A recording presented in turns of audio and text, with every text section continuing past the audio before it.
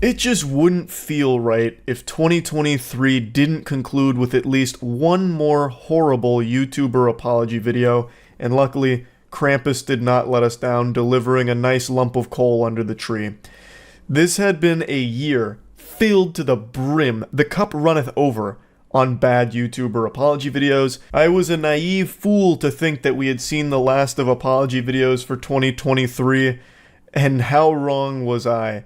In the fourth quarter here, the last week or so of 2023, we were blessed with one more from James Somerton. He was featured prominently in H-Bomber Guy's newest video on plagiarism. I'm sure all of you have seen this video by now. If you haven't, that is shocking to hear and should probably go check it out. And I'm not going to recap the whole video, but I will give you a brief synopsis of James Somerton's role in it. But basically, James Somerton was pretty much caught with his hand in the cookie jar, plagiarizing his entire online content, fundamentally. It also goes even deeper than the plagiarism. He was accused of multiple other bad things in regards to his content and claims he was making, and a bunch of other variety of things. And in response to that, James went dark. He went off the grid, bought a log cabin in the middle of the woods, grew out a lumberjack's beard, he bought a Hoover from, Breaking Bad, and he disappeared. So he went offline, and then a couple days ago posted a surprise apology video going over all of it, which he deleted a couple hours later when it didn't get the response he was expecting it to. But it's been re-uploaded, and I kind of wanted to cover it a little bit just because it feels right. 2023 had so many of these. We've got to usher in 2024 the right way with an apology video to kick us off getting into the new year. So let's take a peek. Hi everyone. I'm sorry for taking so long to make this video or to say anything. I'm in the hospital. I've been in the hospital for a little over a week. Call me John Madden because I'm going to walk you through the play in this playbook here. It's called Emotional Manipulation. It's a timeless classic. There is no reason he should be starting this video with this story here. He uses this technique multiple times throughout the video and doesn't really even address the accusations head on. It's mainly a lot of deflection. But what I want to focus on is just how hard he leans on trying to garner sympathy through this. Now, it's always sad to see someone struggling and going through a hard time and contemplating extremely terrible things with their life. But it's not something that you need to be sharing online in this capacity. And it's also not something most people would be comfortable sharing online, especially in response to things like this, because it comes across as very insincere and disingenuous and kind of like using it as though it makes you immune to criticism because now you've gone through this, if that makes sense.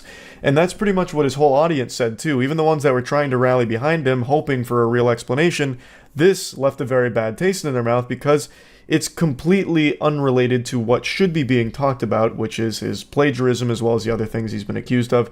He doesn't need to be sharing this information with us. This is a very private matter that he should have kept private. I tried to do something really stupid. I'm really only here now because before I did it, I called my dad to talk to him one more time, and he figured out something was wrong and called paramedics or 911 or... Once again, there is no reason to be telling this extremely personal story to your audience when this is supposed to be a video addressing all of the accusations against your content. It's just the only reason this is here is so that way people can sympathize with him and feel sorry for what he's been going through. And make no mistake, from what he describes here, it's an extremely horrible experience that I wouldn't wish upon my worst enemy. But it has no place in this video. It just comes across as super fucking tone deaf here. Just talk about, if you want to make an apology video or explain your side of things, then do that. And don't go into the private side of what's been happening behind the scenes since the accusations came out. They got here, and I woke up in the hospital, and Yeah.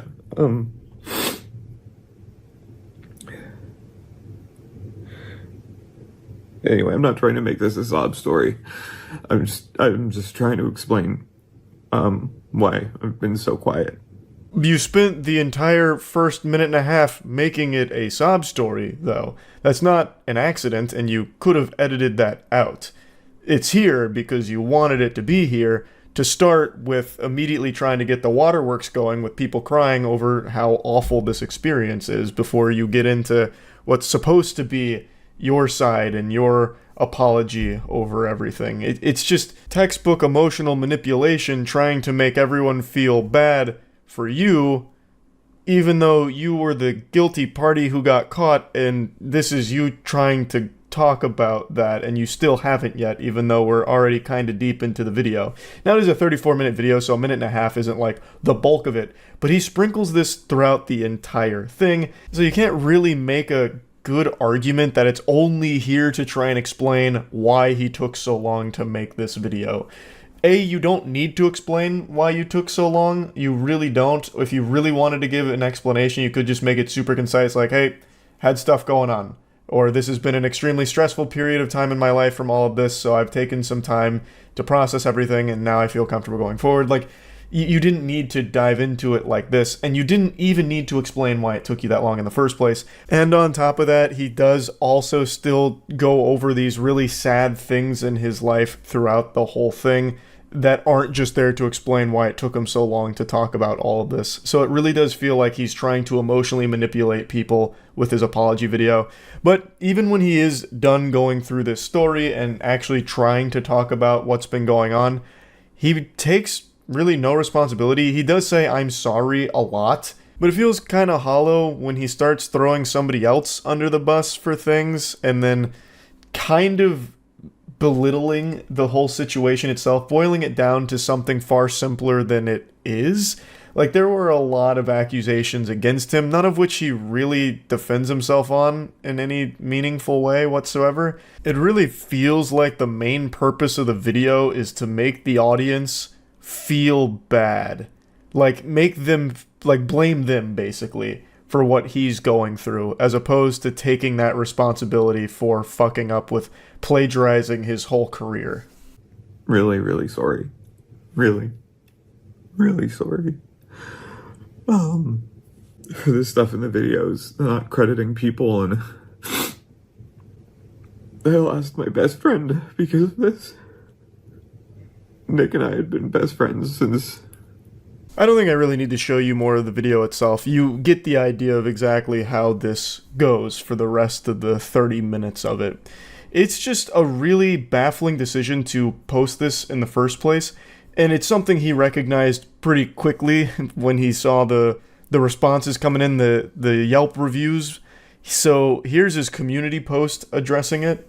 Earlier tonight, I uploaded a video apologizing for what I've done, but it's become clear after hearing from several people that I am not in a healthy frame of mind to be posting anything online. I only returned home from the hospital yesterday, so I should have never filmed it. I've deleted the video, but I'm sure it has been downloaded and will be shared by others online. I promise to apologize properly and in detail when I'm more mentally stable. Until then, please know that I am sorry. He understands that this wasn't a good idea, but insists that he is sorry and will return at a later date to make a better apology video.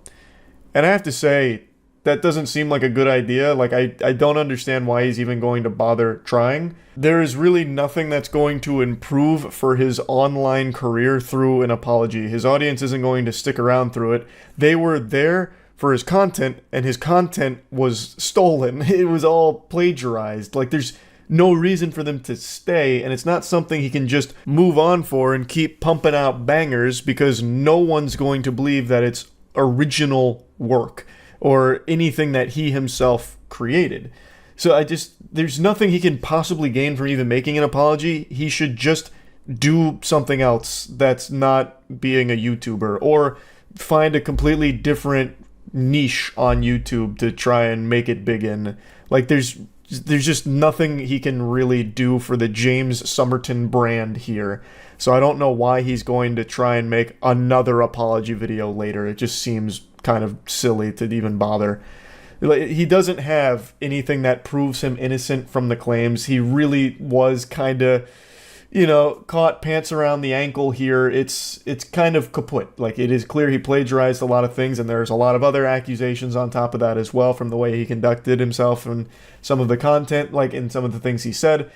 And there's really not a whole lot he can do to come back from that and make this big triumphant comeback with an absolute fucking banger apology. That's just not going to happen. So why even do it? Just go do something else, man. Just move on from it. So yeah, I just wanted to cover this a little bit, just because it's one more bad apology in 2023. I figured might as well complete the year the only way we know how, with bad YouTuber apologies. Yeehaw. That's about it. So yep. Well, I never thought this day would come. A YouTuber just made an apology video worse than Sienna May's iconic interpretive dance. For those that don't remember, Sienna May was a TikToker accused of sexual assault, and for some reason she marched into the mines of Mordor and hatched the most diabolical plan of all time, forged the worst video apology ever, where it was an interpretive dance apology. So she starts fucking boogieing out there, doing some of this, a little bit of these, and by God, I'm ashamed to say it, but she even did some of this. Just kind of downplaying the entire situation. And keep in mind, it was sexual assault accusations that also had a video as well. So there was a ton of evidence, and she still just tried to do like an apology interpretive dance. I did not think there would ever come a time that someone makes a worse response than that. But hooey, how wrong I was.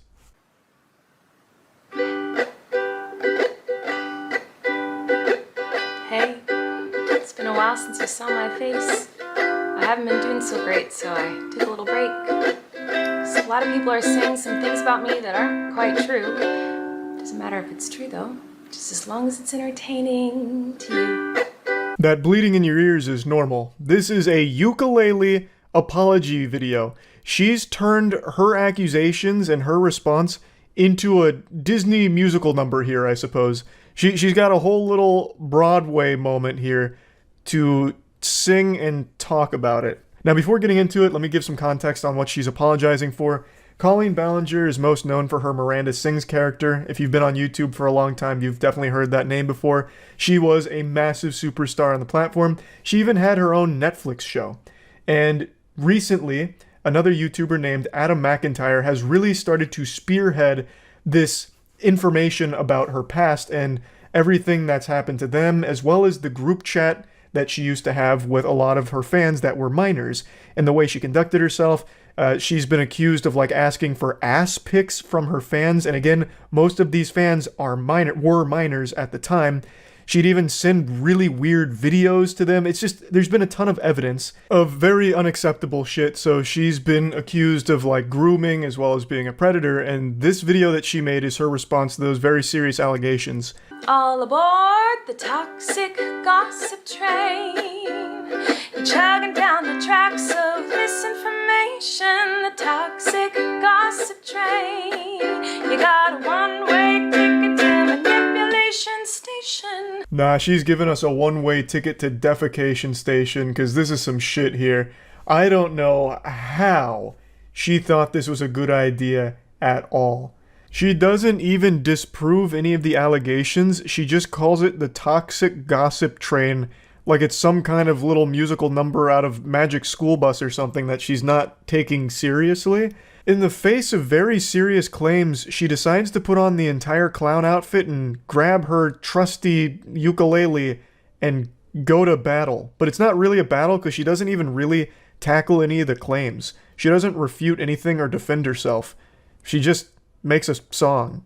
Toxic gossip train. Tie me to the tracks and harass me for my past. Cause rumors look like facts. If you don't mind the gaps, I won't survive in the crash. But hey, at least you're having fun. I'm sorry to keep pausing this so frequently, I just have so much to say, and trust me, I'm really doing you a favor with all of these breaks here to give you a brief, like, respite from the fucking unbelievable cringe. Like, this is some pure, undiluted, unhinged delusion here. This is so strong, I feel like it needs to be added to the periodic table, like the element of delusion that she is displaying here. Like, this song is fucking haunted, honestly. This is like that track out of Courage the Cowardly Dog with Velvet Vic, where like sucks you into the record player. That's this song, but it sucks you into a group chat where she's like asking about your first period and asking for ass pics or something. But the reason I'm pausing it here is because this is something she falls back on a lot in the song, and I don't want to just keep playing too much of the song. She seems to think that a lot of people are taking pleasure in watching all of this and says like, oh, it's all untrue, but you're just doing it because it's entertaining and you're having fun. I've never fully understood that perspective because I imagine most people don't have fun learning that people they grew up watching or people they were at least aware of being a big influence turned out to be absolute fucking scumbags. Groomers, predators, all these horrible things. Like, no one has fun with accusations like that, I don't think. Certainly not the victims of it. The victims of Miranda Sings, Colleen Ballinger here, definitely aren't having any fun here. This has been mentally damaging shit that they've carried for a long time. Now, I do think there is an argument to be made about, like, YouTuber apologies as entertainment. I made a whole fucking tier list on it. There is an element of fun to watching a completely disconnected from reality weirdo do something like Miranda Sings has done with this fucking singing apology. It's hard not to point and laugh at the absolute insanity of that situation. But in those cases, no one's laughing about the actual allegations. Nobody wants someone in a position of power like Miranda Sings, Colleen Ballinger, to turn out to be a groomer or a predator. Hi everyone. I've been wanting to come online and talk to you about a few things. Even though my team has strongly advised me to not say what I want to say, I recently realized that they never said that I couldn't sing what I want to say, so. Holy shit, she's done it. She's activating 100% of her brain. What an incredible loophole. Checkmate, lawyers. Her legal team must have been there like, no! She got us. How did we not think of that? We never said she couldn't sing it. Damn, she's good. Many years ago, I used to message my fans, but not in a creepy way like a lot of you are trying to suggest. It was more of a loser kind of way, where I was just trying to be besties with everybody. There were times in the DMs when I would overshare details of my life, which was really weird of me. I haven't done that for years, you see, because I changed my behavior and I took accountability. Let's go on the toxic gossip train. If you have anything to refute the claims, why don't you present it instead of doing your little talent show ukulele act? She's saying that this video, in the beginning of the song, she's saying that she's only going to be talking about the facts, and then provides nothing. The facts must have been out of town during the filming of this because she does not present them at all. She doesn't provide anything to refute any of the claims. All she does is say like, no, that's all wrong. Those aren't the facts. You guys are falling for the toxic gossip train. Misinformation super duper station. Whatever. Like, she doesn't actually provide any evidence, any counterpoints, nothing. All she does is just say that it's a lie. That's it. And I guess you're just supposed to take her at her word because she's singing it? Like, it doesn't make any sense. This is just invalidating to all of her victims. Like, she is like actually like laughing in their face with this video, I feel. It's pretty disgusting, actually. I don't understand how she thought this could possibly be perceived in any meaningful, positive way. Because again, she doesn't defend herself. She doesn't refute any of the claims of all of like the grooming accusations. If she thinks that all of this is overblown or incorrect, why wouldn't she come forward with her evidence to support that and say like, nope, this is where all of this is wrong, this is where it's false, this is where you've been lied to and manipulated. She doesn't do that. All she has here is this dumb little fucking song. I just can't even wrap my head around the thought process. In all seriousness, I do think it's really important to hold people accountable for their mistakes. We should hope that everyone can learn from their mistakes and grow and change their behavior and be a better person. And this is something that I've always tried to do when I make mistakes, and it's something that I will continue to try to do. What? Oh, you don't care? Oh, okay. I thought you wanted me to take accountability, but that's not the point of your mob mentality, is it? No. Your goal is to ruin the life of the person you despise while you dramatize your lies and monetize their demise.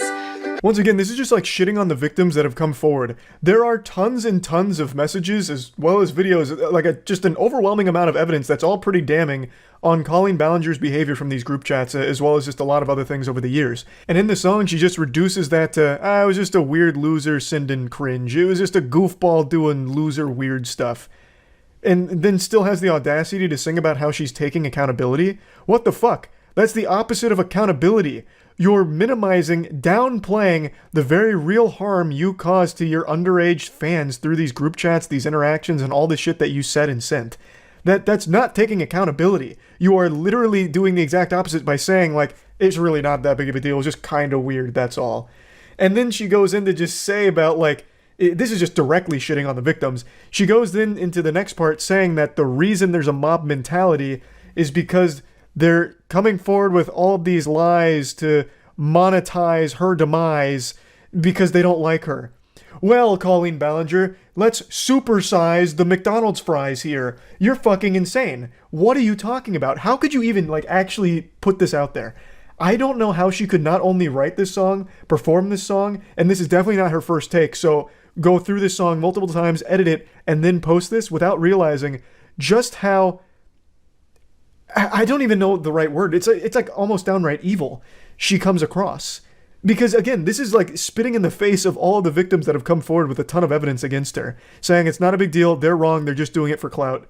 It's so sickening. I feel like I can already hear the comments on this video. She's gaslighting, manipulating. Oh, she's a narcissist and a rat. I would never make a mistake like that. Oh, I'm sorry, I didn't realize that all of you are perfect, so please criticize me. Bring out the daggers made from your perfect past and stab me repeatedly in my bony little back. This is gonna come as a surprise, this is gonna be shocking. But yeah, most people aren't making mistakes like this. This isn't one of those like whoops-a-daisy mistakes that everyone makes in their life. Most normal people are going to go through their life without ever doing anything close to what you're accused of doing.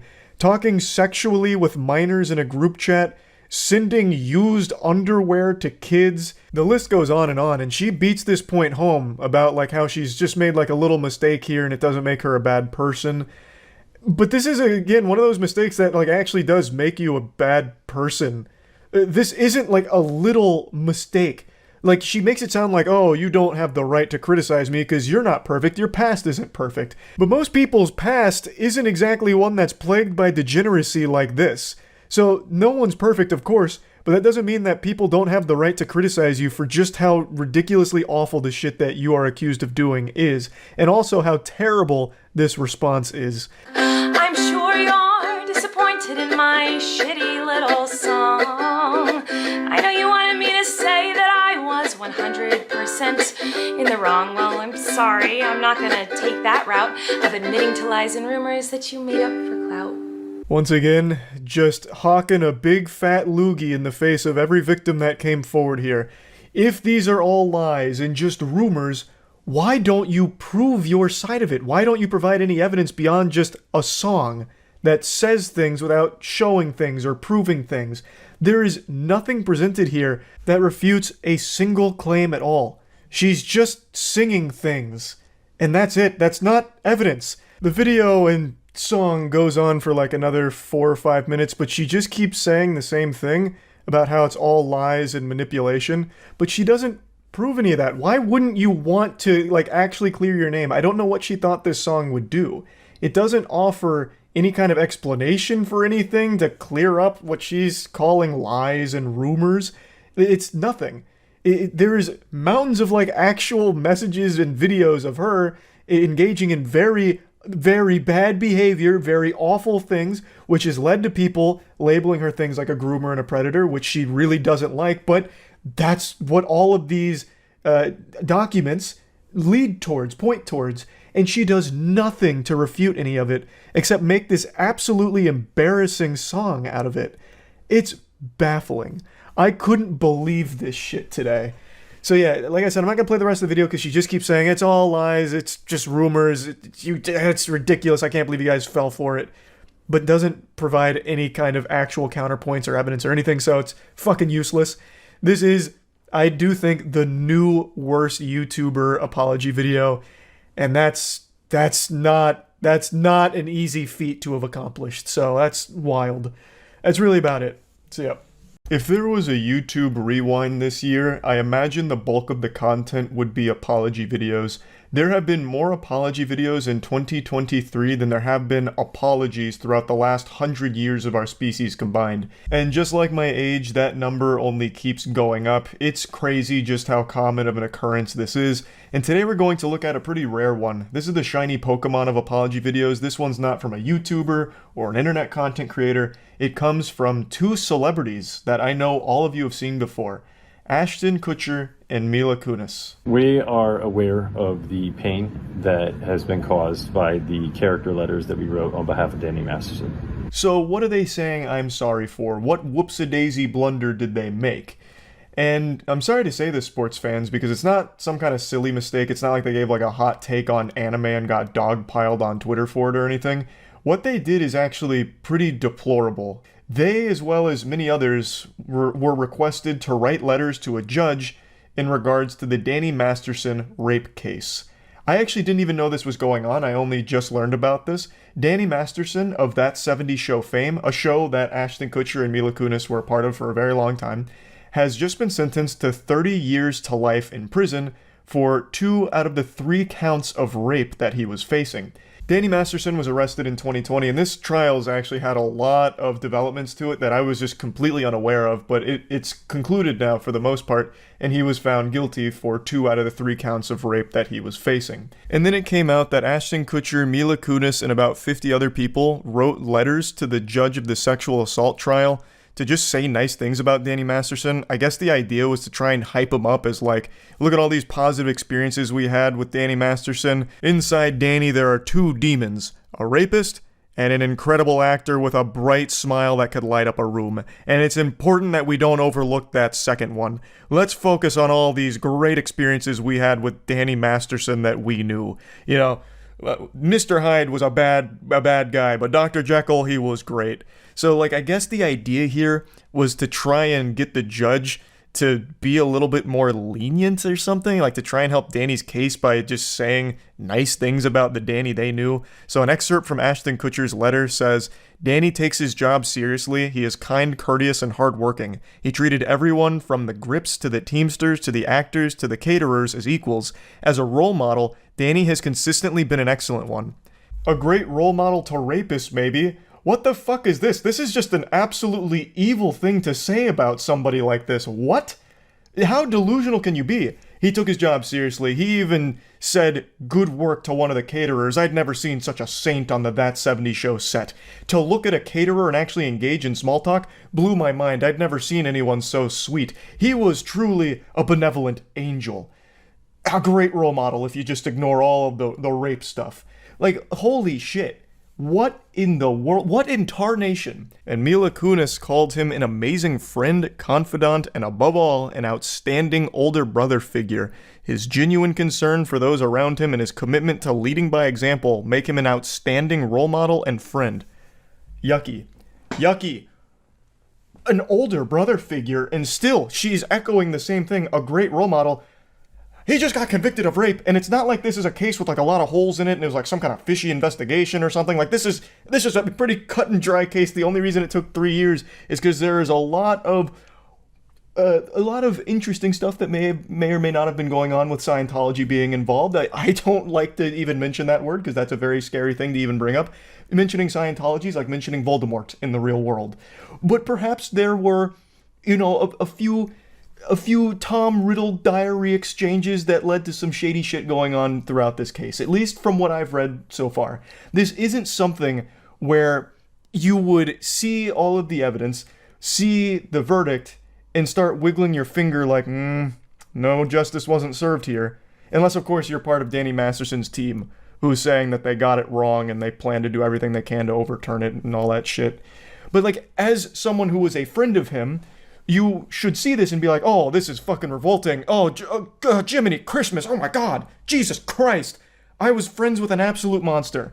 And then you would not go up to bat for them. Like, you wouldn't start speaking to the great character of Danny Masterson. It's just incomprehensible to me. I couldn't imagine doing that. If my best friend in the world, someone I grew up with, someone I consider a brother, was just arrested and convicted of rape, I would not be singing his praises. I wouldn't be spreading the gospel about what an amazing guy he is, right? I wouldn't write a letter to the judge, even if I was requested to do so by his family, and say something like, listen, you know, I dislike sexual assault as much as the next guy. That's some bad stuff. Rape, boo, don't like it. But he never raped me. So he's not all bad. And also, we used to butt chug brewskis in the bathtub together at the frat house. Like, this is a good guy, and it's just something to consider maybe when you're looking over this and deciding on sentencing. Like, I would not be trying to say anything positive about the person. So obviously, this made a lot of people upset to see them do that. It's craziness. So I'll finally get to the apology video now, but I feel like we needed all of this in order to understand why they're apologizing, what exactly they're apologizing for. We are aware of the pain that has been caused by the character letters that we wrote on behalf of Danny Masterson. We support victims. We have done this historically through our work and will continue to do so in the future. But you also support your friend, even after all of the rape evidence was being put on trial. Like this, I'm very curious now how much they knew about him. Like, did they know all of this? Because they don't seem necessarily surprised, and they seemed more than willing to write these glowing letters that seem like fucking 5-star Yelp reviews of this guy. Like, even with all of this evidence of the sexual abuse, they're still calling him an outstanding role model, an older brother figure. Like, holy shit. I understand they've been friends for 2 decades, so I guess when Danny Masterson's family reached out to request that they write a letter, you know, gushing grannies over how cool Danny Masterson is, they should have said no. They should have just hard rejected that on the spot. Of course, I'm not a lawyer, I haven't passed the bar, but I don't think this is some kind of obligation they had to fulfill here because there were other people that didn't write letters about Danny Masterson. But let's assume they were forced to. You can still say, I was one of Danny Masterson's best friends. I didn't know this side of him. I didn't know he was an evil person, so I don't feel comfortable saying anything nice about my experience with him.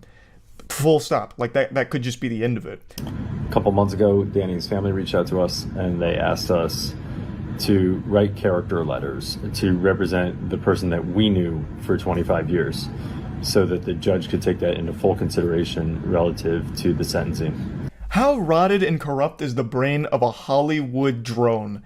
Like a Hollywood fucking clout zombie. I can't even begin to try and process how their noodles work. How can you just say that so nonchalant, like it's not a big deal and not just fucking diabolical? They knowingly wrote these character letters to give the judge a full understanding of the situation to consider when giving his sentencing to Danny Masterson. So they knew that this was going to be used to try and get lighter sentencing for a man who committed heinous crimes. How do you sleep at night like that? Like after doing that? I don't get it. Like, a lot of people wrote letters, of course, it's not just these two, but these two are the most public figures about it. But I imagine they called anyone that ever even crossed Danny Masterson's path, like, hey, it's me, Tim Clifford. I was Danny Masterson's 3rd grade math buddy. We played together on the kickball squad, and he was a superstar. One of the finest kickball players the East Coast had ever seen. Thanks for reading. And the judge would be there, scratching his chin. I didn't consider that he might have been very good at kickball. Maybe we shouldn't be so harsh on him. Like, I understand it's not just these two. Like, everyone wrote these letters, and I guess they all understood that it was supposed to help Danny Masterson maybe get a lighter sentence. I just don't know how you can do that. Like, in good conscience, it makes no sense to me. You shouldn't want a convicted rapist to get a lighter sentence for the crimes. The letters were not written to question the legitimacy of the judicial system or the validity of the jury's ruling. They were intended for the judge to read. And not to undermine the testimony of the victims or re-traumatize them in any way. We would never want to do that. Hey guys, we were just being super evil behind closed doors, and it's a real shame you guys had to see this side of us. We were hoping you weren't going to notice. This was really meant for the judge's eyes only. We don't want to re-traumatize victims. We just want to make sure the person that victimized them gets the lightest sentence possible for the crimes. And I like how they immediately go into an argument no one's making, like, our letters weren't meant to undermine the legitimacy of the claims. I don't think anyone's claiming they were. Your letters are there to serve as a way of trying to help your friend get a less long, less severe sentence for some absolutely evil shit they did. Which is very bad. It's still horrible. And we're sorry if that has taken place. Our heart goes out to every single person who's ever been a victim of sexual assault, sexual abuse, or rape. Man, unfortunately, they didn't even do the apology video classic cliche of saying thank you before signing off. You didn't even thank us for watching the apology video? Are you serious? Do you have no manners at all? But yeah, you care so much about the victims of these horrible things, and yet for some reason, a person who was actively engaging in these crimes, you decided to write really nice things about to try and help them. That's really weird. It's hard to believe you now, after all of this. It's just a fucked up situation. Danny Masterson is getting justice, which is the most important thing. But how the fuck could so many people around him willingly just write nice letters about him to try and actively help him in this case? It just doesn't make any sense to me. So yeah, that's really about it. So yeah. You all know how much I love awful YouTuber apology videos, but today I've got something truly special to show you. This is the magnum opus of saying I'm sorry. It doesn't come from a YouTuber either. This comes from a basketball player, and he completely redefined the apology video meta. He made an entire apology documentary. I'm talking about Draymond Green. Now, I don't know how many of you are some red-blooded American, brewski-boofing, patriotic sports fans, but I'm going to break down the situation for those of you that aren't and don't know what I'm referring to. Draymond Green is a professional basketball player, plays for the Warriors, and recently he was filmed in practice punching his teammate after an argument. I can't show the video because YouTube will probably age restrict it for shocking and disturbing content, which it's not, so I'll just paint the picture with words here. So Draymond Green and Jordan Poole are at practice, and then some words get exchanged between the two. I can't read their lips, and the quality looks like it's straight out of 2001 off of a goddamn Motorola Razr, so the quality's fucking abysmal. Don't know what they said to each other, but they were some not nice words being exchanged. Perhaps Jordan Poole hit him with a SpongeBob reference that he didn't appreciate, something like, "Hey pal, you just blow in from Stupid Town." Then Draymond Green gets up in his face. Jordan Poole pushes him off, and in response to that, Draymond Green fucking cranks a mean one and lets a Go-Go Gadget Extendo knuckle sandwich fly, absolutely blasting Jordan Poole. I don't think it was a full-blown knockout, but Jordan Poole did hit the ground hard. Like, he went down harder than the UPS delivery driver throwing my packages at the door. But this is where this fight started and stopped. The team separated the two of them, and the video was leaked to TMZ, and this became a huge deal in the entire sports world. Afterwards, Draymond Green did issue an apology publicly, saying he was sorry for the whole situation and how embarrassed he was by it. But clearly he wasn't embarrassed enough because he decided to shamelessly make a documentary about this whole situation as well. The man made a full-blown, goddamn Michael Moore-style documentary on his punch of his teammate. It's so weird and goofy. I'm going to show that to you now, at least bits and pieces of it, but I also want to let you all know, if you're not familiar with Draymond Green, the guy has a reputation for being a bit of a douchebag. If you just type in Draymond Green hitting players in the nuts, you can watch full compilations of how many times he's kicked other basketball players in their ball sack. He's made a habit out of it. There's one player in particular, Steven Adams. I believe he's kicked him in his fucking jewels 3 times. 2 times in one game, if I remember it correctly. So he's got a reputation for being a bit of a dirty player and a bit of an asshole. So this was just a nice cherry on top of that already pretty bad reputation. On October 5th, Draymond Green and teammate Jordan Poole got into a verbal altercation during practice. The incident ended with Draymond punching Poole in the face. Yeah, they pulled out all the stops for this one, all the bells and whistles. They got a professional voiceover here, making it sound very official, professional. And you would think most people in general would want to move on from a controversy like this. Just, apologize, put your head down and ignore it, so that way it will hopefully go away faster. But for some reason, Draymond and the whole team that put this piece together really like to roll around in the drama of this, making it a spectacle. I don't know what they thought was a good idea about this, making a documentary to explain the punch. It's totally unnecessary. I think everyone understands what happened here. Draymond got upset and punched his teammate. It's very simple. It's like the simplest story ever told. Yet they're making it seem like a very complex issue with very many moving parts to it that we don't fully grasp, thus need a documentary to explain it to our little idiot brains here. It makes no sense to me. They're just here trying to squeeze as much milk from this controversy as possible, just grabbing it by the tit to get as much juice from the squeeze as they can. I think you're initially upset, pissed off, which is why you have the reaction you have. You don't say. The reason you punch people is because you're upset and pissed off? Fucking truly groundbreaking revelations here. My third eye is open. My mind is being expanded. Just please slow down here, Socrates. We're tackling some very profound and deep things now. You're telling me there's a correlation between being upset and punching someone? No, what? Part of the process of why did this happen?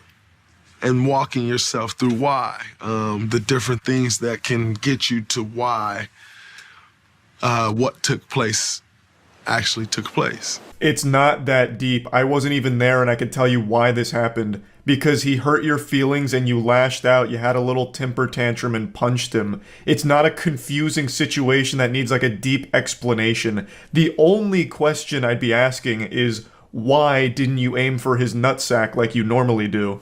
Now that you processed what just happened, now you've processed the why.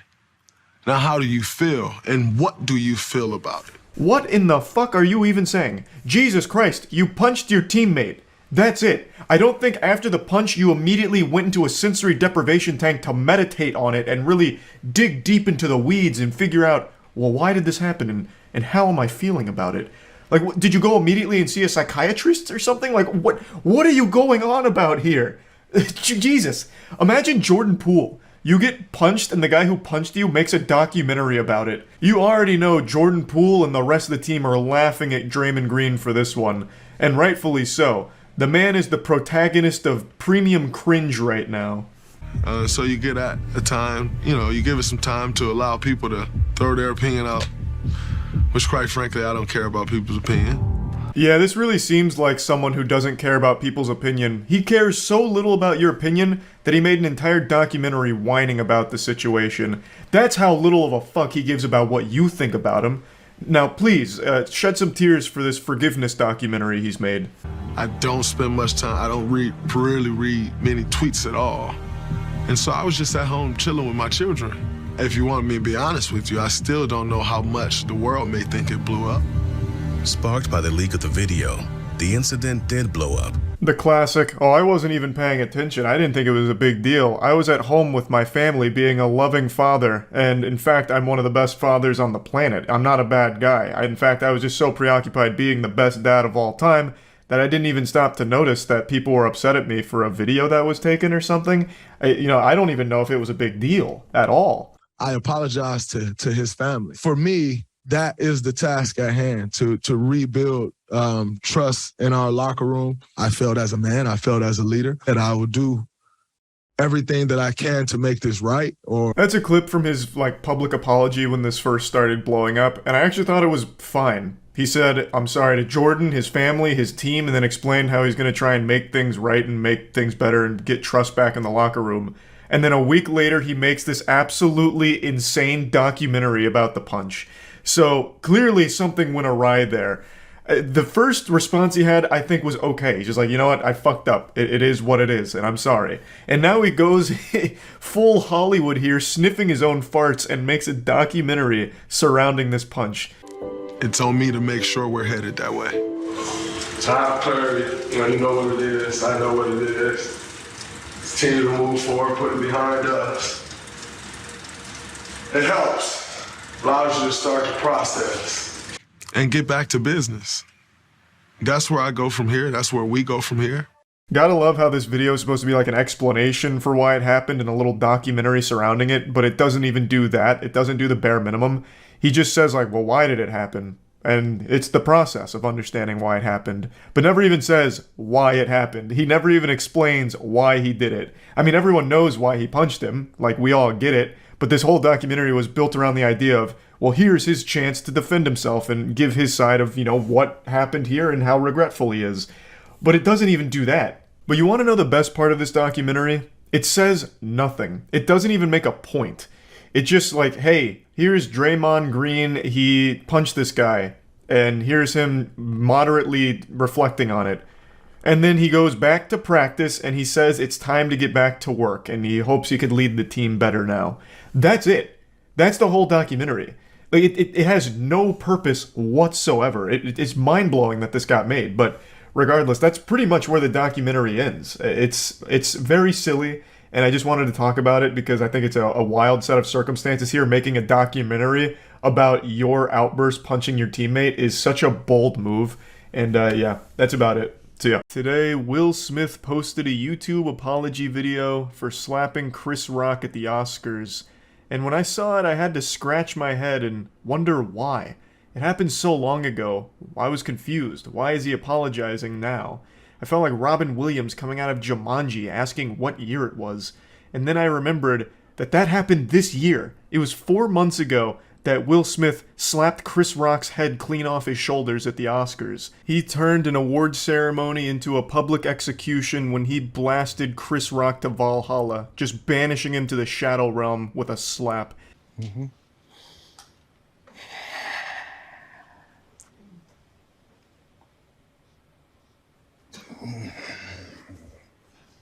Oh baby, that's right. He starts this with the most generic YouTuber apology intro imaginable. A slow walk into a big sigh right before getting into the actual apology. Textbook. He's clearly been trained by some of the YouTuber apology greats like Logan Paul, Laura Lee, Tati. I mean, this is perfection here. Every box of YouTuber apology cliche gets ticked immediately except for one. He didn't bring his dog into it. A lot of YouTubers like to bring in an animal in order to, deflect some of the criticism with cuteness with the animal. Will Smith, unfortunately, must have forgot that prop this time around, but everything else he nails. Why didn't you apologize to Chris in your acceptance speech? I was fogged out by that point. It's all fuzzy. So the main thing he's doing in the apology video here is answering questions that people have asked over the last 4 months. And again, I have to wonder why even bother. It's been 4 months on internet time. That's basically ancient history. Like that's back there with like Y2K now. Most people have moved on and forgotten about it. So it's a little weird to be this tardy to the party with addressing these things. Now, of course, I understand this was like a career-ruining moment for him, so he wants to do his best to be perceived positively again, both by movie execs as well as the general public. So if he really did feel strongly enough that he wants to apologize, then all power to him. But anyway, the first question that he addresses here is one that I don't think anyone with half a brain ever asked in the first place. Why didn't you apologize to Chris during your acceptance speech? The answer should be pretty obvious if you have eyes. It's because he was still mad. He was still fuming. Of course he wasn't going to apologize for it. Literally 15 minutes before he accepted that award, he had just charged the stage like The Undertaker during WrestleMania going into the ring and clobbered Chris. So of course he's not going to immediately fold and be like, man, sorry Chris, that was out of line. He was still upset. That's why he didn't apologize. I don't really understand his excuse of I was still, in a fog. It was all still fuzzy. Like in the moment that makes sense, but over the last 4 months, you've just been in a perpetual fog? You've been in the upside down or something? What do you mean? You've had 4 months if you wanted to publicly apologize to Chris and you didn't. And even to be fair here, you still don't. He says I'm sorry to a lot of people, but the one person he doesn't say the words I'm sorry to is Chris. I've reached out to Chris, and the message that came back is that he's not ready to talk, and when he is, he will reach out. So I will say to you, Chris, I apologize to you. My behavior was unacceptable, and I'm here whenever you're ready to talk. That almost sounds like a trap, hey, I'm here whenever you're ready to talk. And it turns out Will's been training for the last 4 months with slap boxing, so he's been slapping brick walls until they collapse, so he's ready to really get him with a double whammy, get him with that encore performance. There's a big difference between saying, I apologize to you, and I'm sorry. I don't think people really understand the value of just saying, I'm sorry. I think it's the most important thing to say during an apology, which he does say later on to other people, but never Chris. To Chris, he just says, I apologize, and the action was unacceptable. Which is, that's good, that's definitely a start, but I really think you needed that cherry on top here of an I'm sorry. This is also just one of those things that should have been handled privately. I'm sure there were plenty of ways in the pipeline to let Chris know that you were genuinely remorseful for what happened, but I understand why he thought this was a good idea. I'm gonna make a video coming forward, publicly apologizing and owning up to my mistakes, letting people see how horrible I feel and what I'm doing to change and be better. The thought process makes sense. Let people see a vulnerable side of you and let them know that you made a mistake and you know that. And that, it again, does make sense to anyone who's never been on the internet. I think one thing most people online are starting to understand and wake up to is that when you make an apology video, you lose. It's like what war games taught us. The only winning move is not to play. When you make an apology video, it is a lose-lose situation for you. You're either going to have people that don't believe that you're actually sorry, or they're going to have people that think that you didn't need to apologize in the first place, so now you look stupid. You look like a pussy. Which I'm already seeing with Will Smith's apology, like, why is he apologizing? He stood up for his wife. Does he not support his wife anymore? Oh my god, I've lost all respect for Will with this apology now. And then on the other side of that coin is, man, Will really needed to apologize, but this apology video was so dog shit, he missed the mark entirely. This is the worst apology video I've ever seen in my life. You just don't win with an apology, so again, this should have just been private. 3 months replaying and understanding the nuances and the complexities of what happened in that moment. You slap the shit out of a man. It's not that deep. Talking about it like it's the most complex situation of all time. Like this slap was somehow, like a Cold War or something here. It was a simple act that affected a decent chunk of people. Chris, most notably, I would say, was physically affected by the slap, but Will's career was also hurt by it. Chris's family was probably pretty upset by it. Like, yes, of course, people were affected by it, but it's not like there needs to be like 4 months spent of just digesting this giant web that all spawned from a slap. Because, again, at the end of the day, it's really not that deep. After Jada rolled her eyes, did she tell you to do something? No. It's like, I made a choice on my own, from my own experiences, from my history with Chris. Jada had nothing to do with it. Jada was behind the camera with a teleprompter and a gun, making sure this question was addressed properly. Of course, I'm kidding. Jada just has very odd moments publicly with Will that I think are very tasteless in the things she says to and about Will. And it's the reason why a lot of people felt like she may have contributed to this overreaction from Will. Her rolling her eyes and then just having all of that context with the things she has said publicly about and to Will just made people wonder whether or not she was somehow involved in that decision from Will. But he's clearing the air here, saying that it was just him doing it. And you know what? I'll take his word for it. I think this was just an impulsive decision here. I don't think Jada had some kind of device that she can control Will's brain like something out of Dexter's lab. I really think he just completely overreacted and went fucking berserk here for some reason. And I don't think Jada is necessarily guilty of that, but I do think she is guilty of being a very toxic partner. I know that sounds parasocial to say, but the amount of clips and videos of Jada just shitting on Will to his face is baffling. Like the time where she was just talking about cheating right to him and how much she enjoyed it or whatever during their red table talk. Oh my god, it's so hard to sit through. As Will's in tears about it and she's just joking.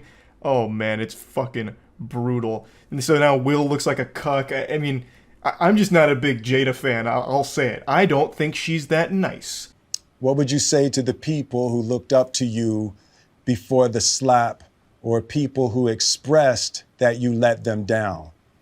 Let me just stop you right there. You don't have to apologize to me. I found this whole thing to be highly entertaining. I thought this was extremely goofy, and no one seriously got injured or anything like that.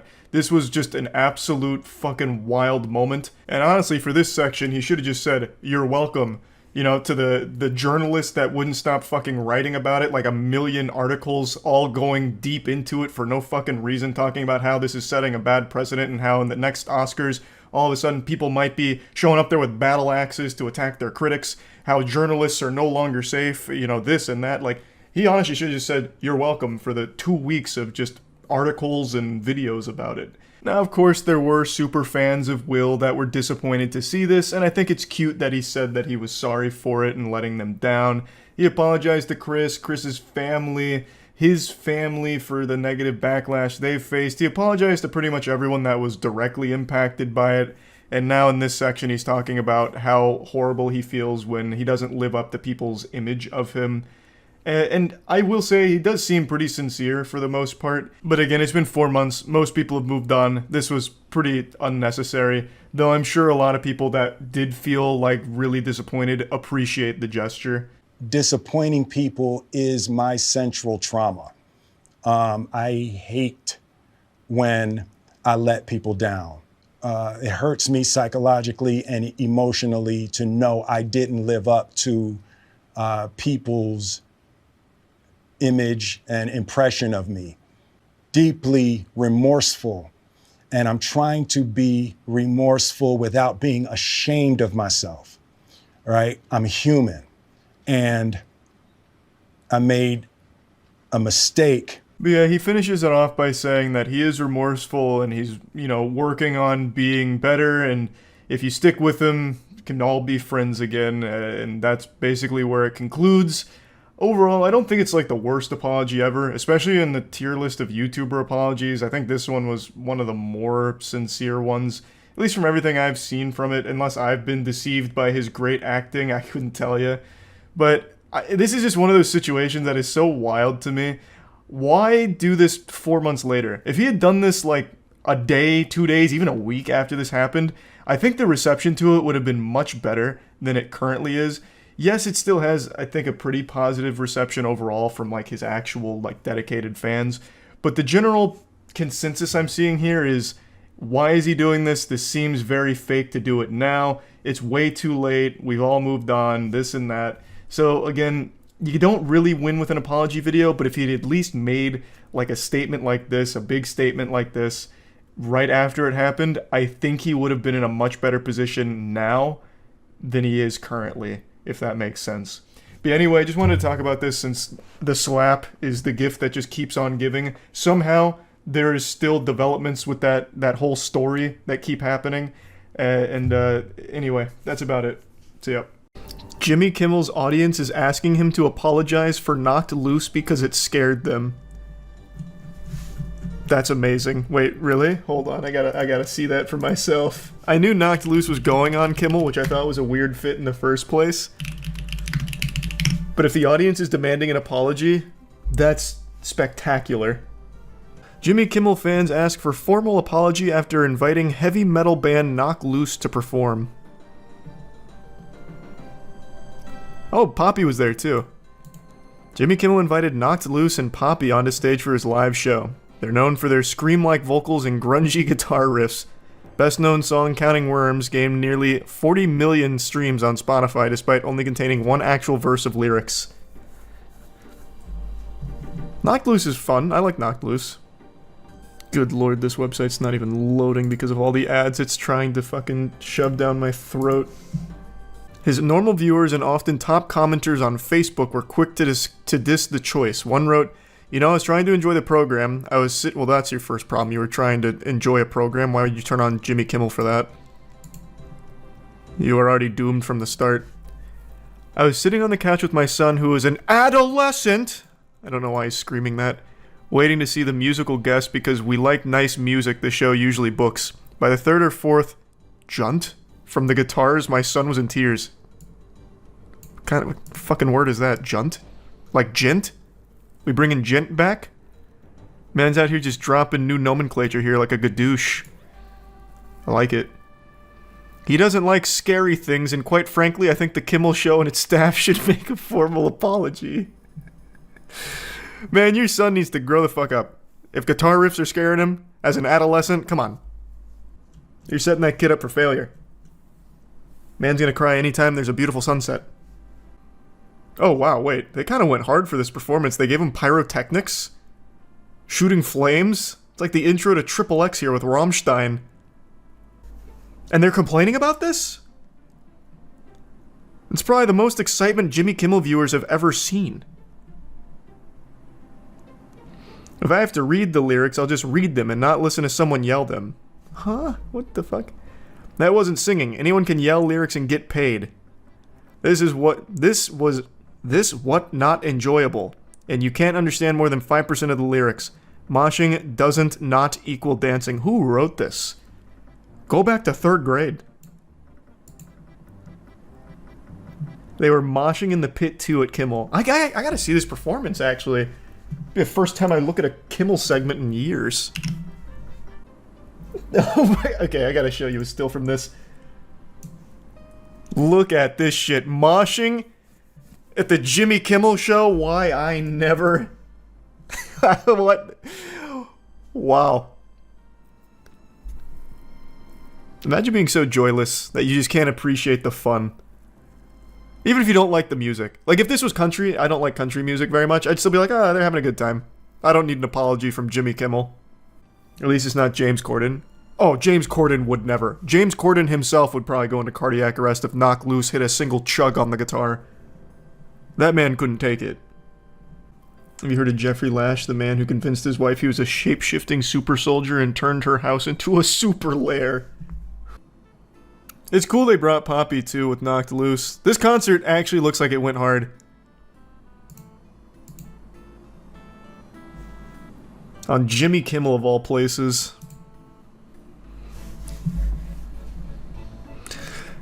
How do I sing along with this? Lol, sounds just like a screaming frenzy to me. Actually starting to hurt my ears. People who listen to this have no room to complain about crying babies or screaming 2-year-olds taking a tantrum. Haha, unreal. They call this music, Jimmy? I'm gonna go to the Facebook page myself. These sound so good. Actually, most of the comments are pretty positive. Well, not really. Never mind. The first 3 were positive. The rest are people mad. Pretty cool. I will say, I think it'd be amazing if Jimmy Kimmel actually did come out, like, tears in his eyes, issuing an apology for scaring his viewers by putting Knocked Loose and Poppy on. That would be truly fantastic. Did you hear about the California man who tried to smuggle 71 pounds of meth using a cow onesie? Yeah, I read them earlier today, actually. It was pretty cool. He's arrested at the Los Angeles International Airport after he allegedly tried to check 2 suitcases filled with clothing soaked in methamphetamine, including a cow pajama onesie.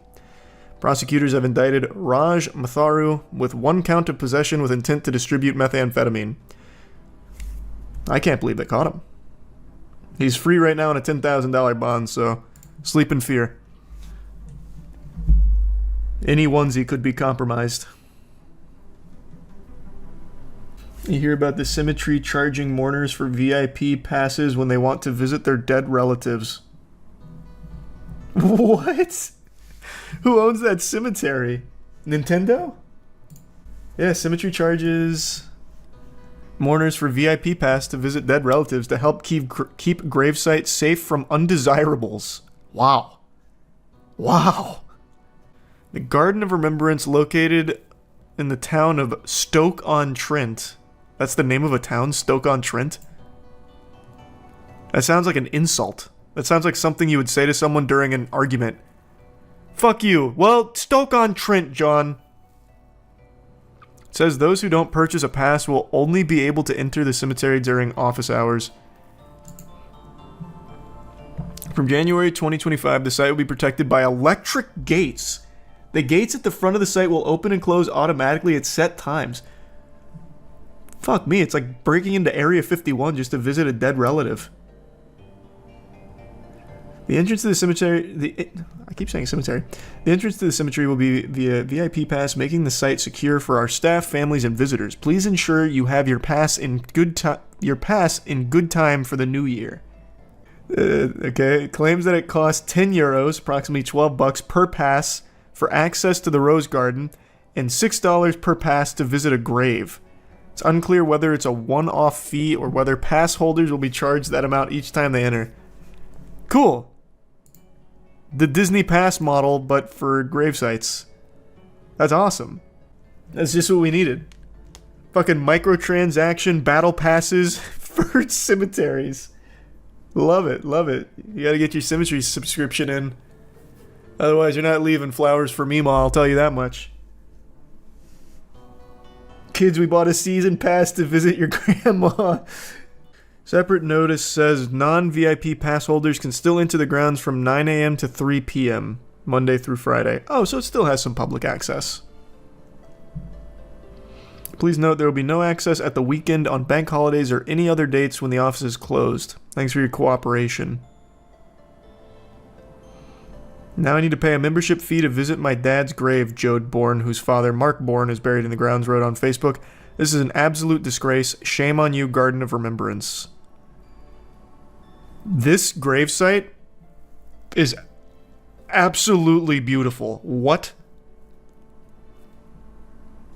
Look at this. That's a premium pass holder right there. Sounds like EA's behind it. Wait for the holiday season pass. It's gonna be big. That's true. Surge pricing model. Is that even legal? I guess they own the land. The owner, Jason Taft, hit back telling a local newspaper that he spent approximately $10,000 on security and tech upgrades to keep it safe. VIP passes are believed to work as key cards that will open gates that provide access to the site. There's 1,300 graves there, and we could not send that many keys out so people can come and get a card if they want one. We're not locking people out, and this gives them access till 9 p.m. when we would normally be closed.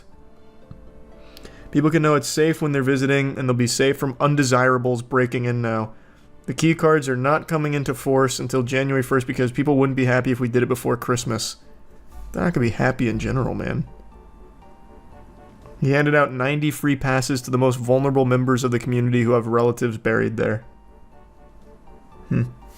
What a hero. Pay to win cemetery experience, yeah. I'm sure most of you know by now, I love watching bad YouTuber apologies, and they're all horrible. I swear to God, the animatronics in Five Nights at Freddy's appear more emotional than the fucking YouTubers when they're apologizing. It is the goofiest shit in the world, but that has nothing on TikTok apologies. They're in a totally different dimension, a realm all of their own. It's like everyone on TikTok has been trained by Tommy Wiseau when it comes to acting. Like, it literally sounds and looks like NPCs in Skyrim communicating. Like, there was a dude who got outed as like a child predator or something, and his apology, his response video was him reading off of note cards like he was in middle school class giving a presentation on like chemical bonds. And he's just sitting there, he's like, yes, I did this, but doesn't mean you can be mean to me. Flips. Please stop being mean to me. Flips. Like, it's fucking crazy. So recently, about 5 or 6 months ago, a massive TikTok star named Sienna May was accused of sexually assaulting another TikTok star named Jack Wright. There were videos that came out that showed Sienna doing questionable things to Jack Wright's body while he was unconscious, and there's just a lot of evidence that led to these allegations against her. And recently, like 5 or 6 days ago, he made a video finally going over everything, and it's really sad. It is really just a very sad, awful situation. And I actually knew about this about 5 or 6 months ago because she released the worst apology video I think I've ever seen. And I don't say that lightly. I feel like I say that every time a new apology video comes out, but somehow they just keep getting worse. And I don't think anything's gonna beat Sienna May's. She took it down today, unfortunately, so the only way I'm gonna be able to show it to you is when we watched it on stream, twitch.tv/moistcritical. Come stop by, put a few extra inches on your penis, put a link in the description. So I'm going to show you that and then go over it a bit further. So I do remember her because Mr. Beard made a video on her apology. We even watched the apology on stream. She's the one that did the interpretive dance.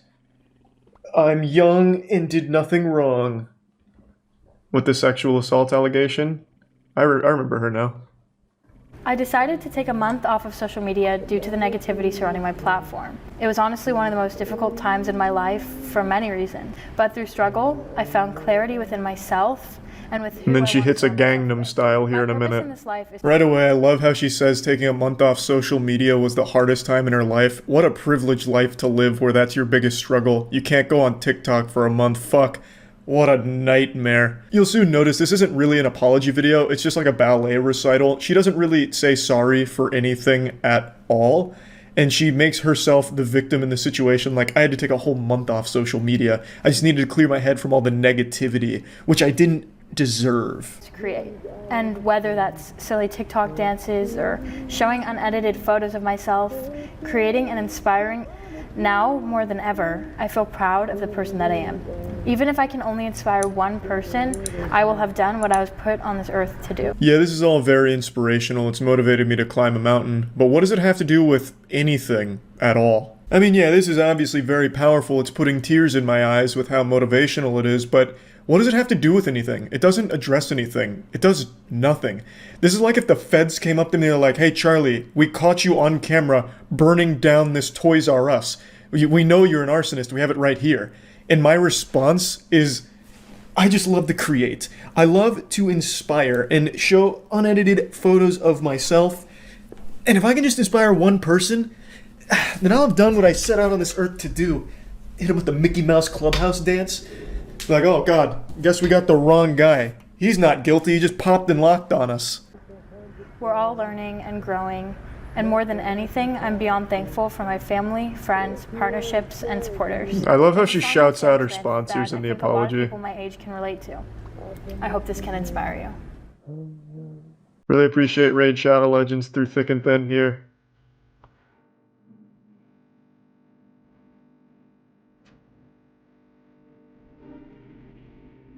Like, how can you not forgive her after this? Watching me, judging me, making me feel so used. Can't you see that I wanna do this? Yeah.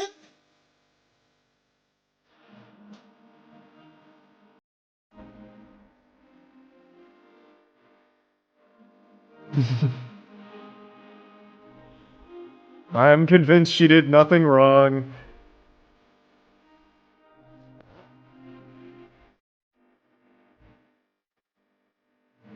I was very inspired. Not a single apology here, making sure to let the sponsors know that she still appreciates them so they don't feel left out here.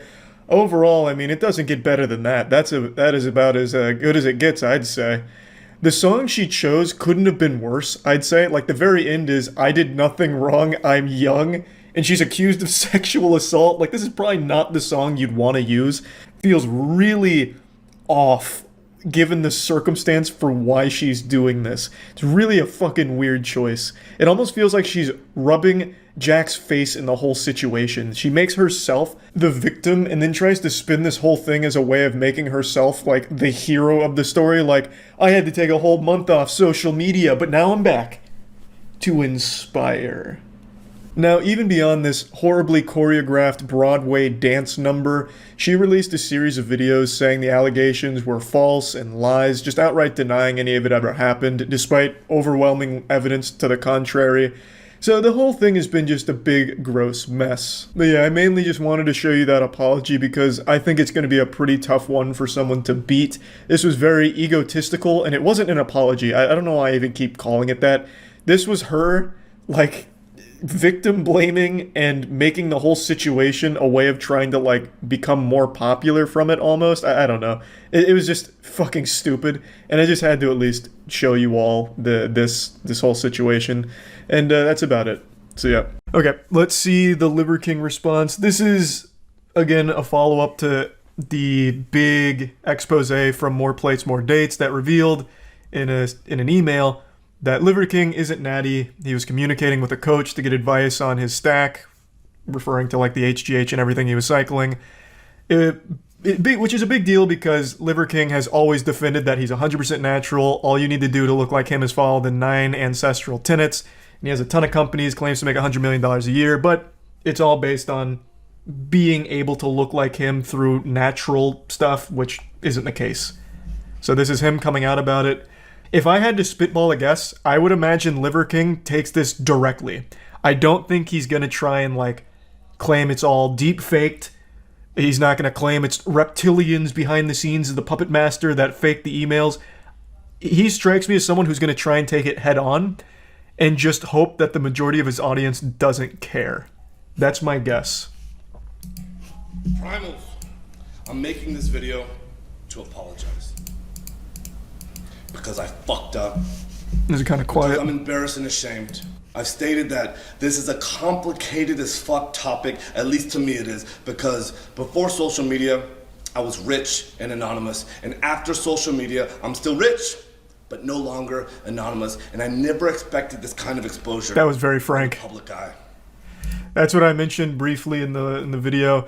Way before he was the Liver King, he was still super rich. Like, he was still very rich. Clearly, I did it wrong. And I'm here now to set the record straight. Yes, I've done steroids. Classic YouTuber sigh. Yes, I am on steroids, monitored and managed by a trained hormone clinician.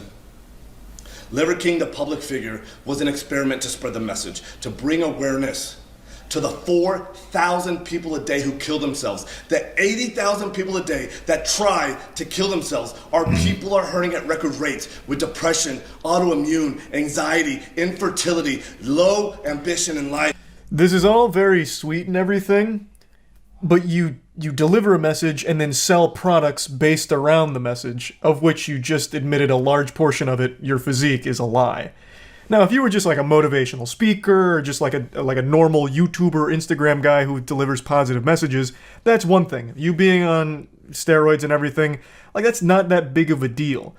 But the fact that you constantly defended being natty and sell all these programs based around it, and then aren't actually the result of those things you talk about, is pretty misleading. Which he does admit, but spinning it as like this positive thing where I'm only here to try and help all of these people who are struggling isn't super genuine when you're making so much money off them. Like, you could still just be delivering that message for free. They don't need to like pay for it if your main goal is to just deliver a positive message. I appreciate like the very upfront honesty. Like, yep, I am on steroids. He didn't try and tiptoe around it. He just came in there and spread the cheeks wide open and letting us see the filthy truth on it.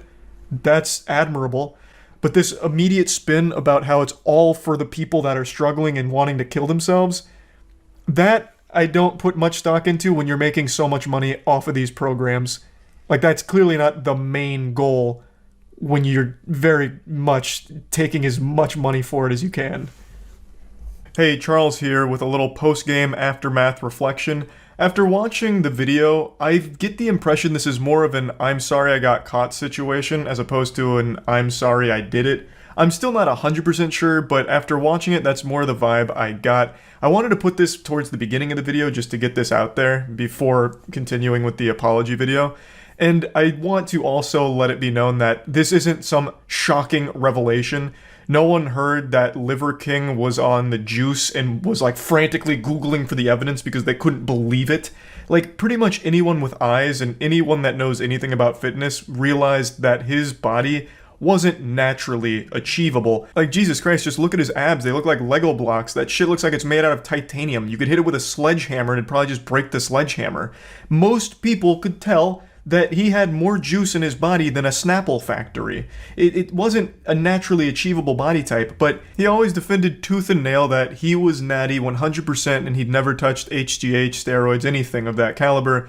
But that's just a blatant lie. And when his whole product is being sold based on this physique that he's lying about, it seems exceptionally scummy to me. Just lying to his audience and getting them to buy into things under a false notion. And when asked if I've ever taken steroids, I've always said no. I don't touch this stuff, not gonna touch this stuff, never touch the stuff. Mm-hmm. That was a lie. Yeah. I've convinced myself that this had nothing to do with the ancestral message. I convinced myself that I'm not a competitive athlete of any kind, so who the fuck am I cheating? You're cheating your audience. I'm still early, so maybe he comes to that realization since he prefaces it by saying, I convinced myself, past tense. But, like, yeah, you're not competing. You're not going to jail for taking steroids, but you're cheating the people that believed in you and believed in the message about looking like you, or at least something comparable. You are cheating them. So I continually dismissed it, and I dug myself into a bigger and deeper hole. True. I have only myself to blame. I did that. That is true. It was all wrong. I will be better. I will talk about it openly. because I believe that there's a time and a place for pharmacological intervention monitored and managed by a trained hormone physician. Nope. The liver... See, like, had his message... Had he come out from the genesis of Liver King, from the primordial ooze of liver and a king, if he had come out and been like, look at this physique. This is not a naturally achievable physique. I am on steroids. And then started preaching his message, I don't think he would have ever had a problem. He probably still would have found a very similar level. The spiritual pressure of the Liver King was too much for my internet to handle. It took out the entire power grid, so stream cut out there for a moment, so I'll finish my statement here.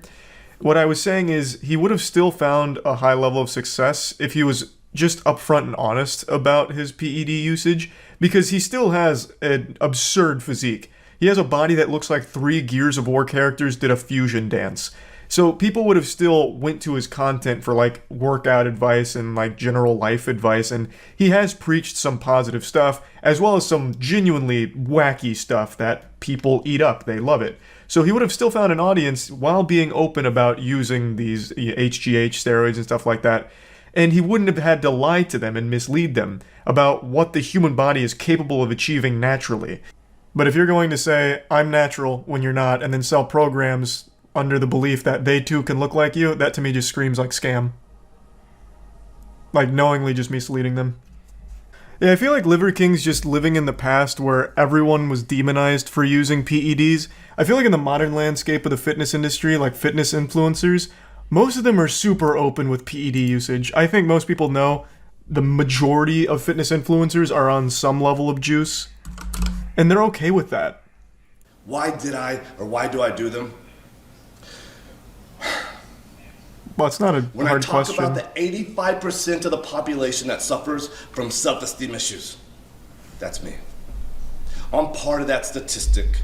This is why I fucking work myself to death in the gym. This is why I do 12 to 15 blood-burning workouts a week, just to feel like I'm okay.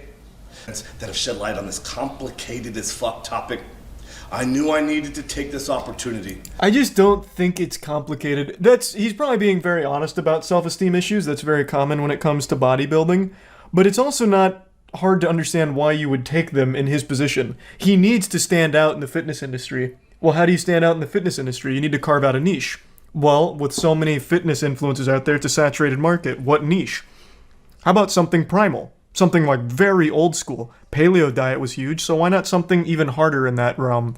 And I'm going to really need to look super special to stand out. So you turn to enhancements like HGH and everything. It's a pretty easily understandable reasoning for taking it. Of course, self-esteem probably does play into it because body dysmorphia is so common with fitness. But I think probably the main driver, especially with the emails, makes it sound like it was a manufactured idea from the get-go. I need to get super jacked, I need to be super standoutish, so I need these pretty impressive stack to do that for my business. Seems more like a business decision. But of course, I do imagine he's being honest that there is a self-esteem element to that. But it absolutely, undeniably, was the main reason his brand was so popular. I am as sorry as a man can be. And all I can do is take extreme ownership right now, be better, and lead myself to a better life as a better human. Again, thank you to everyone for the support, the criticism, the love, the hate, and above all else, the loyalty. Liver King. I do think he's minimizing the magnitude of misleading people when you run a business like this, because you're selling them a false idea and you continue to lie about it. I think that's a much bigger issue than he's letting on, or maybe he doesn't realize how scummy that is. But overall, it seemed like he accepted responsibility for all of his lying, which is a good start. He didn't try and put that blame elsewhere. He didn't really try and deflect it. He downplayed that quite a bit, but it wasn't a horrible apology by any means. You think he's going to keep using it, or will he quit?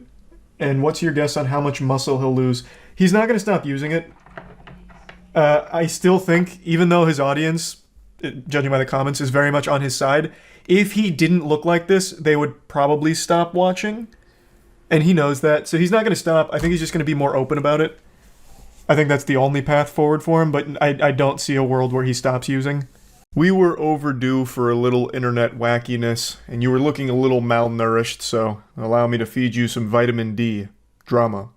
If I asked you to tell me the most iconic YouTube video you can think of, I imagine a lot of you would default to some of the timeless classics like Numa Numa, maybe Harlem Shake. But I do think there's a not small number of people that will immediately go to something a little more recent. The now infamous Colleen Ballinger ukulele apology video. Now I know what you're thinking. Charles Dagnabbit, that was 2 months ago. That's ancient history. That milk has spoiled. Why are we talking about it now? Well, it's because JoJo Siwa just came out to defend her against everything that's happened and calls it a lie. Speaking of friends, are you, and if I'm wrong, are you friends with Colleen Ballinger still? Yeah, What do you say about that? I've known Colleen since I was 12. Now, I recognize on the internet things move faster than me on a basketball court. It's always going a million miles per hour, so there's a good chance a lot of you forgot why Colleen Ballinger even got in trouble in the first place. So I'll give you a brief refresher. Colleen Ballinger is the woman behind the Miranda Sings brand, and recently, 2 months ago, it came to light that she had a history of talking and acting inappropriately with underage fans, even sending some extremely disturbing and inappropriate videos to children in her audience, and a lot of other very awful allegations and accusations against her and the way she acts around children. So for JoJo Siwa to come on here and immediately start by saying that she's known Colleen since she was 12, that to me is just another big red flag. Like, this is the worst possible way of starting your defense of someone if you're trying to prove they're innocent and everything was a lie. She just openly admits that when she was 12 years old, she was friends with an adult woman. When JoJo Siwa was 12, Colleen would have still been an adult. That is very weird. The creep sirens should be blaring. An adult influencer befriending children in their audience is not normal, healthy, or a good thing. Especially because Colleen, as she herself admits, had no boundaries, so would share everything with these children that she considered friends, such as sexual shit. It was very, very not good. And here's JoJo just confirming that, hey, I was one of those 12-year-olds that was friends with this adult woman. I would imagine if you're friends with her, you kind of met her when you were young. I was 12 when I met her. And she's always been nothing but kind to me. Her family, nothing but kind to me. The internet can take a lie and run so far with it, so far that it's to the point where you just can't do anything about it. What lie? Can you point it out and set the record straight? What fib has Hulkmania run wild with? Because in this statement, in this exact same sentence here, you just confirmed one of the big accusations about the adult woman, Colleen Ballinger, befriending children. And there's a bunch of videos and messages that have all come out with things she would send to these children, and it's not good. Are those the lies? Is that all fake? Just deep fakes and all of the messages and victims aren't real? They're paid actors pretending? I would love to know what it is here. Now, full disclosure, I'm not super familiar with JoJo Siwa. It's a name I've heard a lot. I know she's a huge child celebrity. So if I may pose a thought experiment here, do you think it's possible that Colleen Ballinger was extremely nice to you and her family extremely nice to you, JoJo, because you were already a celebrity? So she knew if she was creepy and weird and saying sexual things to you, that could be a big deal because you had an audience and a platform that could call to light these awful actions. So perhaps she gave you special treatment because if she did do all of the degenerate shit she was doing with the other children she befriended, there was a chance that you could cause a lot of problems for her by revealing it publicly. But I could be totally off my rocker here, lost my marbles. At the end of the day, it's just a theory, a game theory. Just something to marinate up here in the old noodle to think on. But regardless, an adult influencer befriending a child fan is weird. Full stop. That is still just a weird thing to do. And I've had that happen to me. and I know Colleen very, very, very well. And I think the work that Colleen has done for the internet is incredible. I think her creativity is incredible. Miranda Sings is a character, is a comedian. Comedian is a word we're using very loosey-goosey here, but even still, there's not exactly anything side-splitting, gut-busting hilarious about an adult sending sexual videos and messages to kids in a group chat. That's not exactly a top 10 ha-ha laughs moment. That's just fucking gross. So you can't really just excuse it at all as like, she's playing a character, just being a comedian. It doesn't really work here. And once again, you should not know Colleen Ballinger very, very well. You were a child. You were 12 years old. You should not know intricate details about this adult influencer's life who is a stranger to you. You're not like related or anything. You shouldn't have been friends to begin with. That in and of itself, I believe, is a problem. And I think that it's very hard to be a character where people are also looking at you as you're a real human behind that character. And I think being a comedian is very hard because you were able to do things years ago that were okay, and now that we've grown and we've matured, we've realized that they're not okay. You know what I mean? Like, in and of itself, that statement's not entirely wrong. Of course, things were different, like 15 years ago on the internet. Like, some of the videos then have not aged well and would be very differently in terms of their perception today. But I don't recall there ever being a time in the internet's history where it was looked at in a positive light with an adult sending sexual shit to children. That's never really been something that's been written off as just comedy. So, this is kind of a nothing statement here, and by no means does this defend her at all or prove her innocence. You said that the internet ran with a lie, but now, instead of trying to prove that it's a lie, you're just saying, things were different a while ago, and now that we've matured, things aren't okay like that anymore. It's like, well, what the fuck are you actually even trying to say with this? I don't think JoJo herself knows. She just doesn't want to accept that someone that she was close with was actually just not a good person, I think. But you, as somebody who's been in the public eye for a long time, Yes. Do you think that it is appropriate to communicate openly with everybody that reaches out to you? No, I don't think that communicating with fans is... You got to be careful to not what I'm saying, to not blur a friend-fan line. It's very tough. Howie seems to get it, and it doesn't seem like he wants to ruffle any feathers here, so he's being as light with this as possible, tiptoeing around it a bit. But he recognizes that perhaps we should be calling attention to the obvious elephant in the room, that adults in a position like Colleen Ballinger was probably shouldn't be openly communicating with child fans like this. And I also want to point out that Howie Mandel, anytime I think about him in the modern age, I immediately just think back to that TikTok video he posted like a year ago, where he had a picture of this dude whose entire asshole fell out of his anus, and Howie was in the corner with a selfie saying, "Hey guys, this just happened to my buddy Eric. Do any of you know if this is COVID related? Is this a symptom? Let me know in the comments."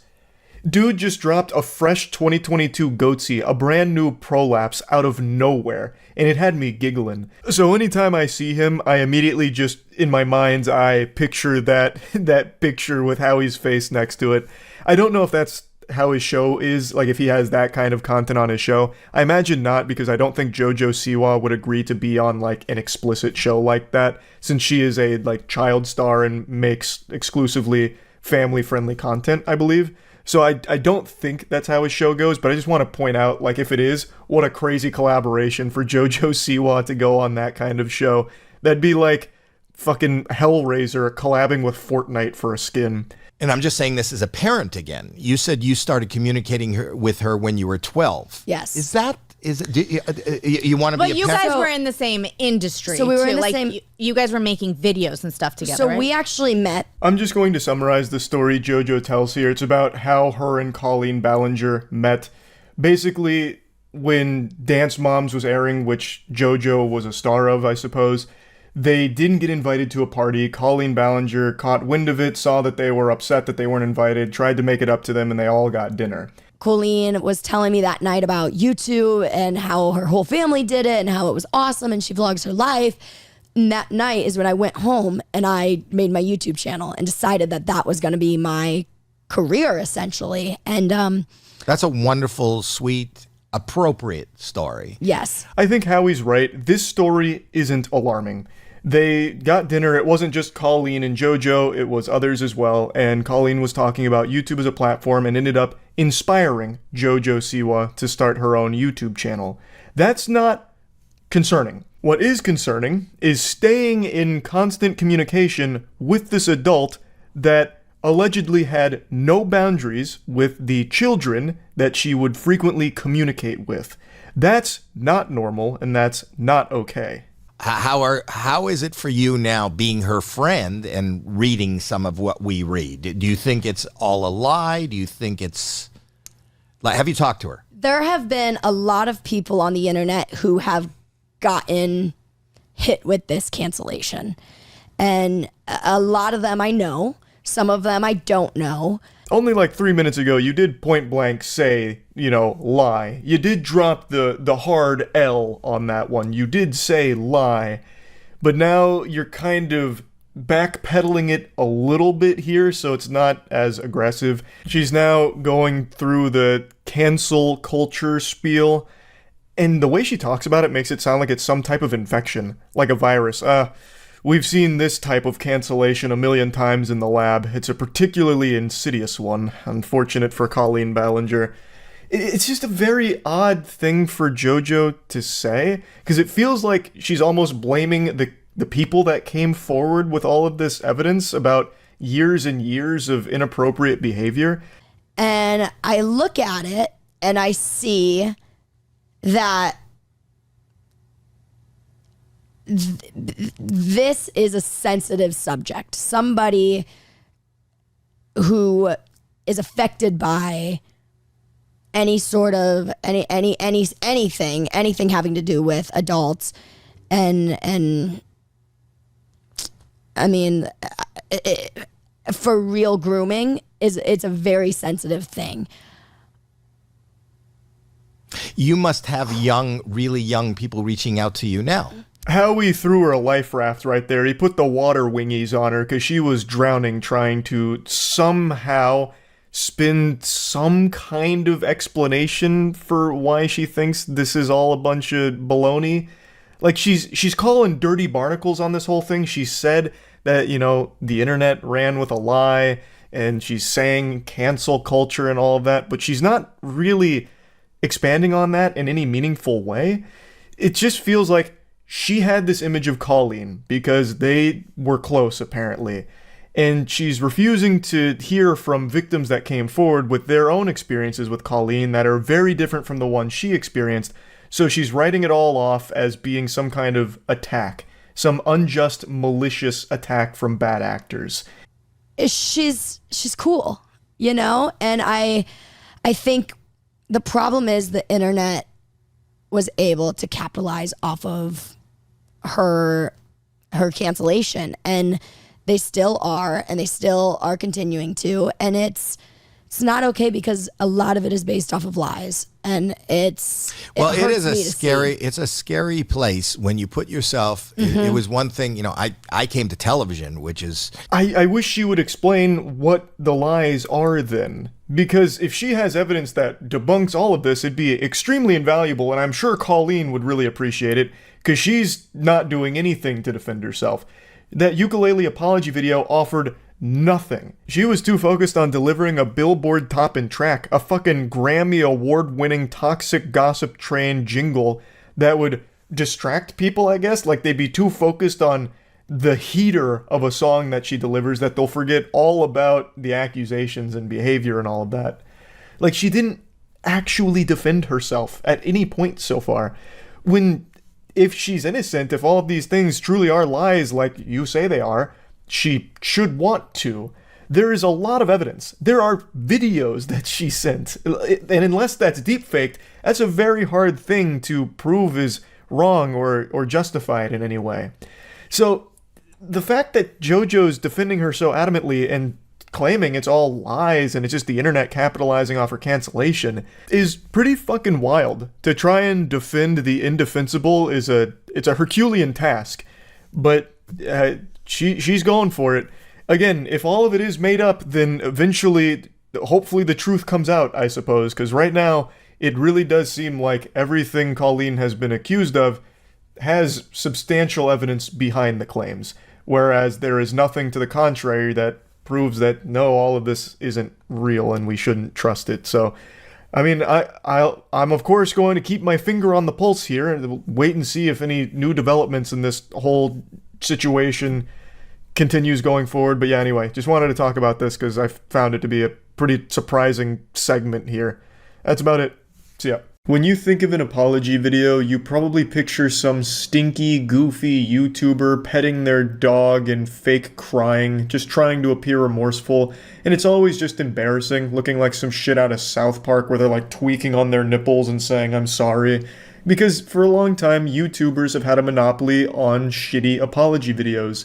Until today. Travis Scott, the famous rapper most known for his McDonald's meal, the Travis Scott Burger, has proven himself to be an innovator not only in avoidable concert-related deaths, but also in shitty apology videos. He posted his own bad apology video on Instagram today, and I thought it's only fair that we look at it. Now, I'm sure you already know, but Travis Scott was addressing the tragedy that happened at his concert Astroworld the night before, where 8 people died and 300 others were injured. This was due to a lot of factors, but the main one being crowd crush. Crowd crush is when a huge crowd of people occupies a small space and everyone gets too close together and inadvertently starts pushing on each other, which suffocates people in the middle. They die from asphyxiation. Crowd crush is an agonizing and horrible death, which unfortunately 8 people suffered yesterday at his concert. I made a video going over this, and since then there's been a few people that went to my Twitch streams just to say Travis Scott did nothing wrong and bears no responsibility and called me a cuck. And I swear to God, if I have to read one of those brainlet takes one more time, I'm gonna go sicko mode.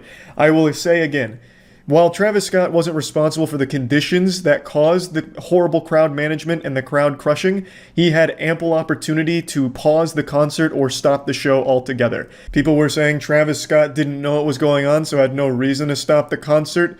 So I guess they just think Travis Scott is the dumbest man on the planet who performs with his eyes closed. I don't know. Because if you just look at the pictures taken from the stage or some of the video from the stage, you can literally just see an ambulance going across the crowd because there's ambulances at all times throughout the concert because people were dropping over unconscious, literally dropping like flies. You were statistically more likely to die at the Travis Scott concert than you were shark attack, lightning strike, fucking driving in a destruction derby. Like, it was a lot of people falling unconscious and an ambulance pretty much at all times in the crowd. And the crowd, of course, dancing on top of the ambulance, all of which was visible from the stage. And also the crowd was begging the organizers as well as screaming at Travis to stop the concert. But even still, let's assume all of that. Travis didn't see the ambulance. He didn't see or hear anyone begging him to stop the concert. There is a clip that I mentioned in my video where Travis Scott literally tells security to get one of the unconscious bodies out of there. He noticed that one of the guys was fallen unconscious or something. He asked security to get him out. Security is crowd surfing the guy's body out of the venue as Travis Scott is watching and singing at the body, literally giving it a walk-off song. Travis Scott knew people were falling unconscious, as evident from that one clip alone, and he still chose not to pause, take a break, or stop the concert. He bears a lot of responsibility, and Travis Scott has stopped concerts before for much less. There's a very popular clip that's now floating around where Travis Scott crowd surfed and got his shoes taken, and he stopped the concert on the spot to spit on the guy that took his shoes and tell the crowd to beat his ass.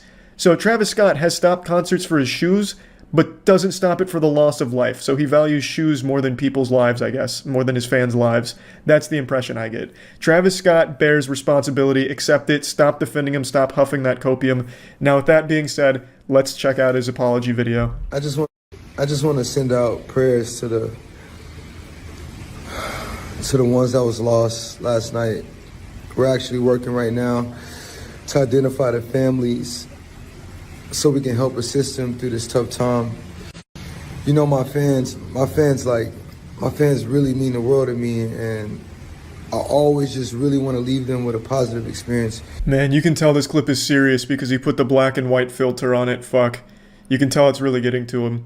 This whole apology video looks like he was just woken up out of a deep slumber and forced to make this by like his lawyer or something. Like, hey, get the fuck out of bed, we need you to make an apology video. And he's like still asleep. He's like, oh fuck, okay. Hey guys, sorry. And then he's like rubbing his face really hard, hoping to get 1 or 2 tears to come out, but they just won't fall. He can't get the tears flowing. It seems more like he's annoyed than sad. Like, this is how I react when my dog takes a shit on the carpet. It's like, ugh, fuck, it's on the carpet, which means I'm gonna need to use like nature's miracle or something to get it off, and it's gonna be a big mess. Oh, Jesus. Anytime I can make out, anything that's going on, I stop the show and, help them get the help they need, Yeah, but you didn't. You did identify someone who was unconscious. You identified someone's lifeless body and told security to get out of there. And then you started singing to the body and then continued on the show. Like, you immediately just went into a song. So, I mean, you did identify it. And, I mean, I guess you got them the help they needed, getting them crowd surfed out of there. But you didn't stop the show. Even after finding that, you still continued. I could just never imagine the severity of the situation. We've been working closely. We've been working closely with everyone to just try to get to the bottom of this. The City of Houston, HPD, Fire Department. Everyone to, help us figure this out. So if you have any information, please just contact your local authorities. Yeah, every single person involved in Astro World here needs to be held accountable. The second people started breaking through security checkpoints and climbing fences to flood the venue, they should have taken precautions to pause the concert, delay it, or something, because they were not equipped to handle that capacity, and this is the natural result of that. It's a true fucking tragedy, and everybody, Travis Scott included, needs to be held accountable for what happened here. Now, I did read reports that there was someone who injected a security guard with a needle, which caused the security guard to pass out. I don't know if there was some kind of, like, fucking supervillain there injecting people with something. But even if that was the case and not everything was related to crowd crush, there was still plenty of people recognizing all of these unconscious bodies and should have stopped the concert. If anything, that would be more reason to stop the concert, and they still chose not to, which is an even higher level of negligence. Everybody continue to just keep your prayers. I mean, I'm honestly just devastated, and I could never imagine anything like this just happening. And I'm gonna do everything I can to keep you guys updated and just keep you guys informed on what's going on. Love you all. As is standard practice for apology videos, there isn't an apology. There's no I'm sorry. It's crazy. Every single fucking apology video ever, for some reason, lacks the most basic apology. A simple I'm sorry. Nothing. None of that present here. And I just wanted to go over it. It's not like a very informative video or anything like interesting, but it just shows how disconnected celebrities are, that this seemed like a good idea to him. At no point do I get the impression he truly cares about what happened. It seems more like he's worried about potential lawsuits that he's going to face. And not potential, the inevitable lawsuits that he and his team will face. It seems like something that he was forced to make, as is pretty clear by how uninterested he looks in the video. And it's so baffling. Why even bother at this point? He made a Twitter statement. Why did he even bother making this when he clearly doesn't seem to care that much? He doesn't even take responsibility at all. So, I mean, I just wanted to at least show this since he did post this apology video on Instagram. And yeah, that's about it. So, yeah. It's impossible to say what the worst feeling in the world might be. I think most people would default to answering that with something painful, like getting hit with a sledgehammer, getting shot. Childbirth is usually towards the top of that tier list for how painful it is. Maybe watching Rebel Moon Part 2 for how abominable it is. But I actually think there's a right answer to what the worst feeling in the world is.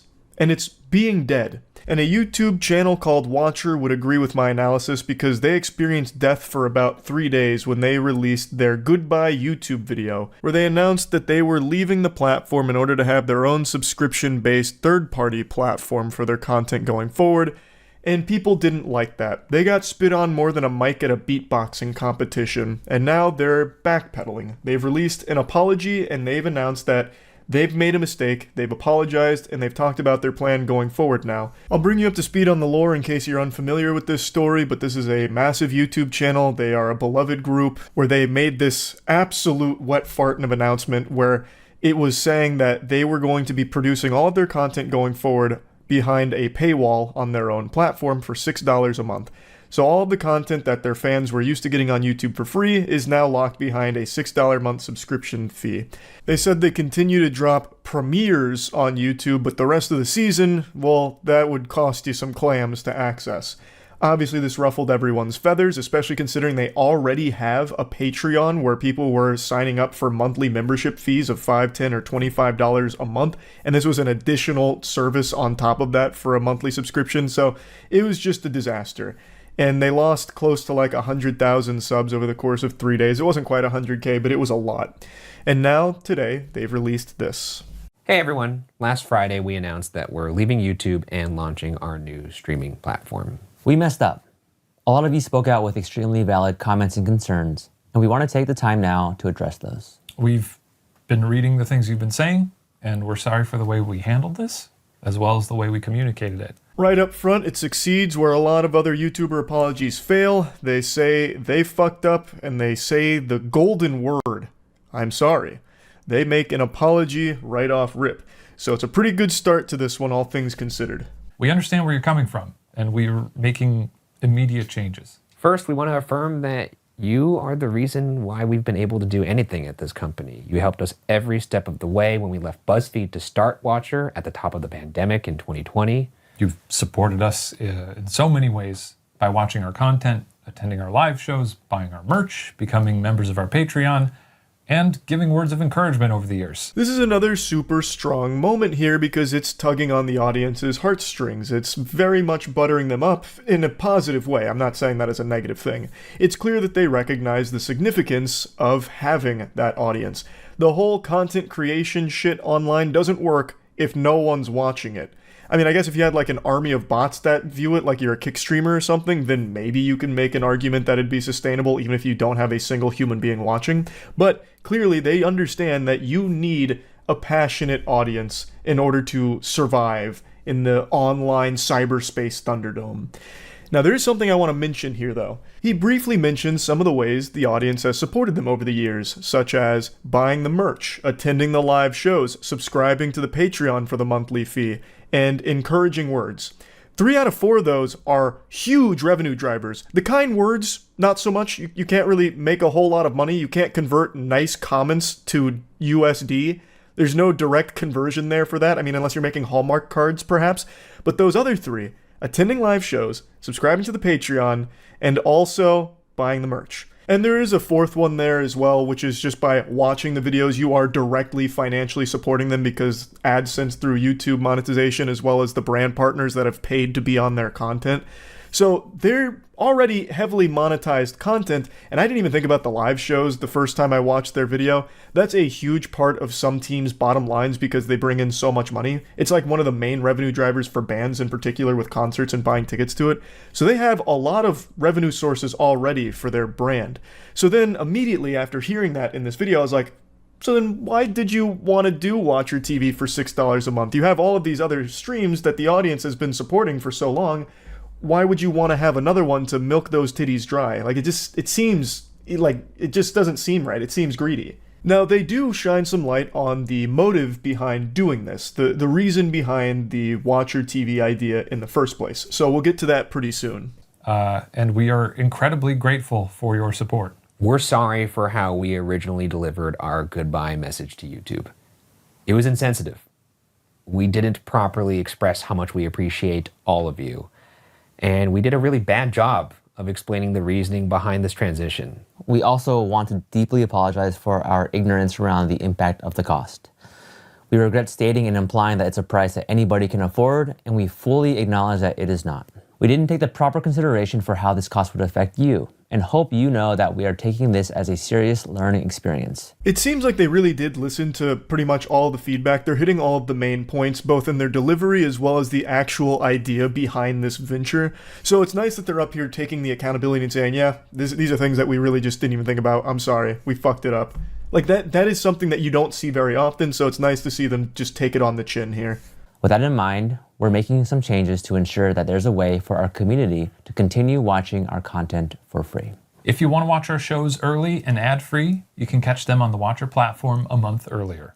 After that, you'll be able to watch our shows on YouTube for free. For those that have already subscribed to the platform, we are so grateful for your support. But if this change has you rethinking your membership, we will issue a full refund. And all past episodes and series will remain available on YouTube. That's a pretty solid change overall. That is something you see for a lot of Patreons for YouTubers or third-party offerings if it's not Patreon. So it does make sense that they do this here. I am surprised that that's not something they were already offering on Patreon with early access. That's one of the more standard ones. But I think there's absolutely nothing wrong with that. If there's people that are just hungry, starved for more Watcher content, they can subscribe for $6 a month on that platform and they get that content fed to them a month early. And those that don't want to or can't afford to can just wait for it to premiere on YouTube for free, as it has always done in the past for the content that they've come to know and love. That gets 2 thumbs way up from me for the back of the DVD box on that change. I think that's completely fine. Everyone wins there. If you really want the content early, you subscribe to the early access membership for Watcher TV. And if you just want to get the content that you already know you like, you just wait for it to come up on YouTube, and it's no different for you. So I think that is a totally fair compromise. As for the question of why we decided to launch our own platform, when we started Watcher in 2020, we wanted to create shows that we were proud of, that we had ownership over, and that would provide you the caliber of content that we felt you deserved. However, we were finding it harder and harder to stay relevant to advertisers and the constantly changing YouTube landscape. This is where my eyebrow raised a bit, so I decided to look into their content just briefly. I didn't do like a full deep dive here, but of their last 20 videos, 12 of them have brands on them. I'm excluding their Goodbye YouTube video, but also there's one more in that batch of 20 that I think doesn't really count, and it's a teaser trailer for the mystery files that they did, so it was just a very short trailer. But 12 out of 19 full videos have sponsors in them.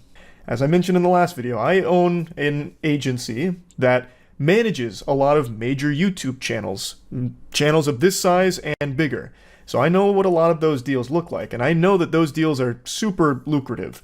And at their size, those are significant numbers that we're looking at. Over half of their videos of the last 20 are brand partnered. It doesn't seem like they were really struggling to get brands on their content, so I don't exactly know what he means by staying relevant to brands, especially because in this industry, brands focus mainly on your cold, hard Carfax, your metrics, your numbers, and they pull in great viewership numbers as well as a very engaged community. So brands must have hearts in their eyes anytime they get the chance to work with Watcher, just because their numbers are so good. But on top of that, they actually produce some of the most brand-friendly content imaginable. This is the type of shit brands salivate over. It's long-form, highly produced content, and the creators actually do skits for the ads. At least in all the ones I've seen. They do like a fully produced brand piece in this content. So the audience actually enjoys watching these ads. That is a match made in heaven for sponsors. So I was very confused on what he meant by staying relevant to brands. And then the second thing about, staying relevant in like the ever-changing YouTube ecosystem, that's a totally understandable one. I get that. The YouTube ecosystem is 100% like this boogeyman that no one fully understands. But it doesn't really make sense to me. We found it harder and harder to compete in the ever-changing YouTube landscape, so we abandoned it. We waved the white flag and said we're defeated, so we created our own platform with blackjack and hookers. That's a Futurama reference. I'm not saying that's what Watcher TV is. But the point is, why would you go from this is a lot going on YouTube and it's changing to, all right, guess we got to leave it now and then charge people for access? That just doesn't really compute to me because you kill your brand, obviously, which I think they've recognized now from all the feedback. It's very hard to get people to subscribe to $6 a month content on a third-party platform they don't know, as opposed to just showing them some free YouTube videos. You built your brand very successfully on YouTube, and you are still only growing from everything I can tell. So why would you abandon it at the height of your growth, right? Like that, I don't know, that reason doesn't really make a ton of sense to me, but I understand being like afraid about, you know, long-term sustainability with how frequently YouTube is changing. I do get that, but I feel like the natural progression there would be like, okay, so how can we stay competitive on YouTube, as opposed to, okay, how the fuck can we get out of here? We faced some incredibly challenging decisions. We didn't want to compromise our content to ensure they met advertising requirements. And we definitely did not want to lay people off that have brought Watcher to life behind the scenes. And we didn't want to bring Watcher to a close, which would have happened if we stayed solely on YouTube. That's why we decided to launch the platform, so that we as a company could continue, we could pay our staff fairly, and not only continue to make great content for you, but expand with new shows, new voices, all ad-free. And now with the addition of accessible options, this is a decision that we all believe is the best for Watcher. All those reasons he lists are perfectly reasonable. You don't want to lay off your staff, great. You want to pay them fair, great. Like all of these, they check mark the boxes of good shit. I support that. But I don't understand why your only option was to leave YouTube and charge $6 a month to your audience that's already paying for more merch, live shows, and Patreon. At least a large number of them are. They have over 13.4 thousand Patreon members right now. From all of this controversy, their Patreon has actually flourished more than it ever has from what I can see. So why would you want to take even more money out of their piggy banks here? The strategy would be to keep growing on YouTube so you can continue to monetize, you can charge higher rates to the brands that you work with, that I imagine you will continue to work with.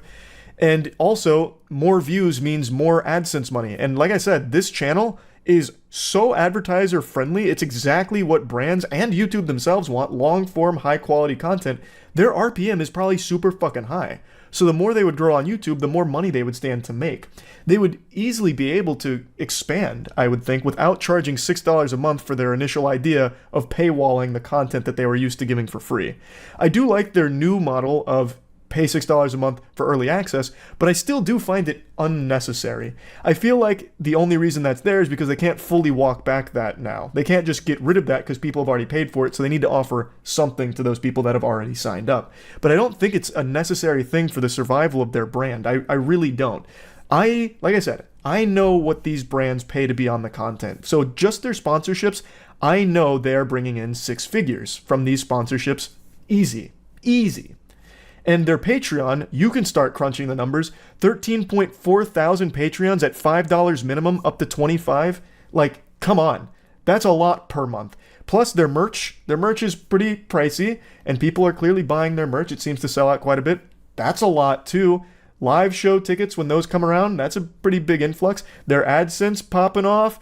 Like, they have so many revenue streams, I don't know how they can possibly be at this point where they need to find more ways of taking money from their audience in order to survive. That just doesn't really make a lot of sense to me, unless there's some really odd mismanagement going on behind the scenes here. The videos they make aren't cheap, but I am confident that they're not costing them $500,000 per video or something outlandish like that. I know that's not the case. So how can you possibly be at this point where we had to find a new subscription for people to pay for in order to keep Watcher alive? I just don't get that. However, we realized that in figuring out the logistics of what this might take, we overlooked the way it would impact all of you. We hope you'll be patient with us through these mistakes, and we remain incredibly sorry that they were made in the first place. We also want to directly address our Patreon community, who have played such a key role in supporting us from the very beginning. All current Patreon members will receive a free subscription code to the platform. If you already purchased a subscription, please contact us and we will issue you a full refund. We look forward to continuing to make shows and introducing all the incredible things that we've got planned for the platform alongside YouTube. And in the meantime, we are forever grateful to all of the people who make up our community, and we hope that you consider joining us in this next chapter of our journey, whether that's on YouTube or on the platform. Thank you. Thank you. Thanks, everybody.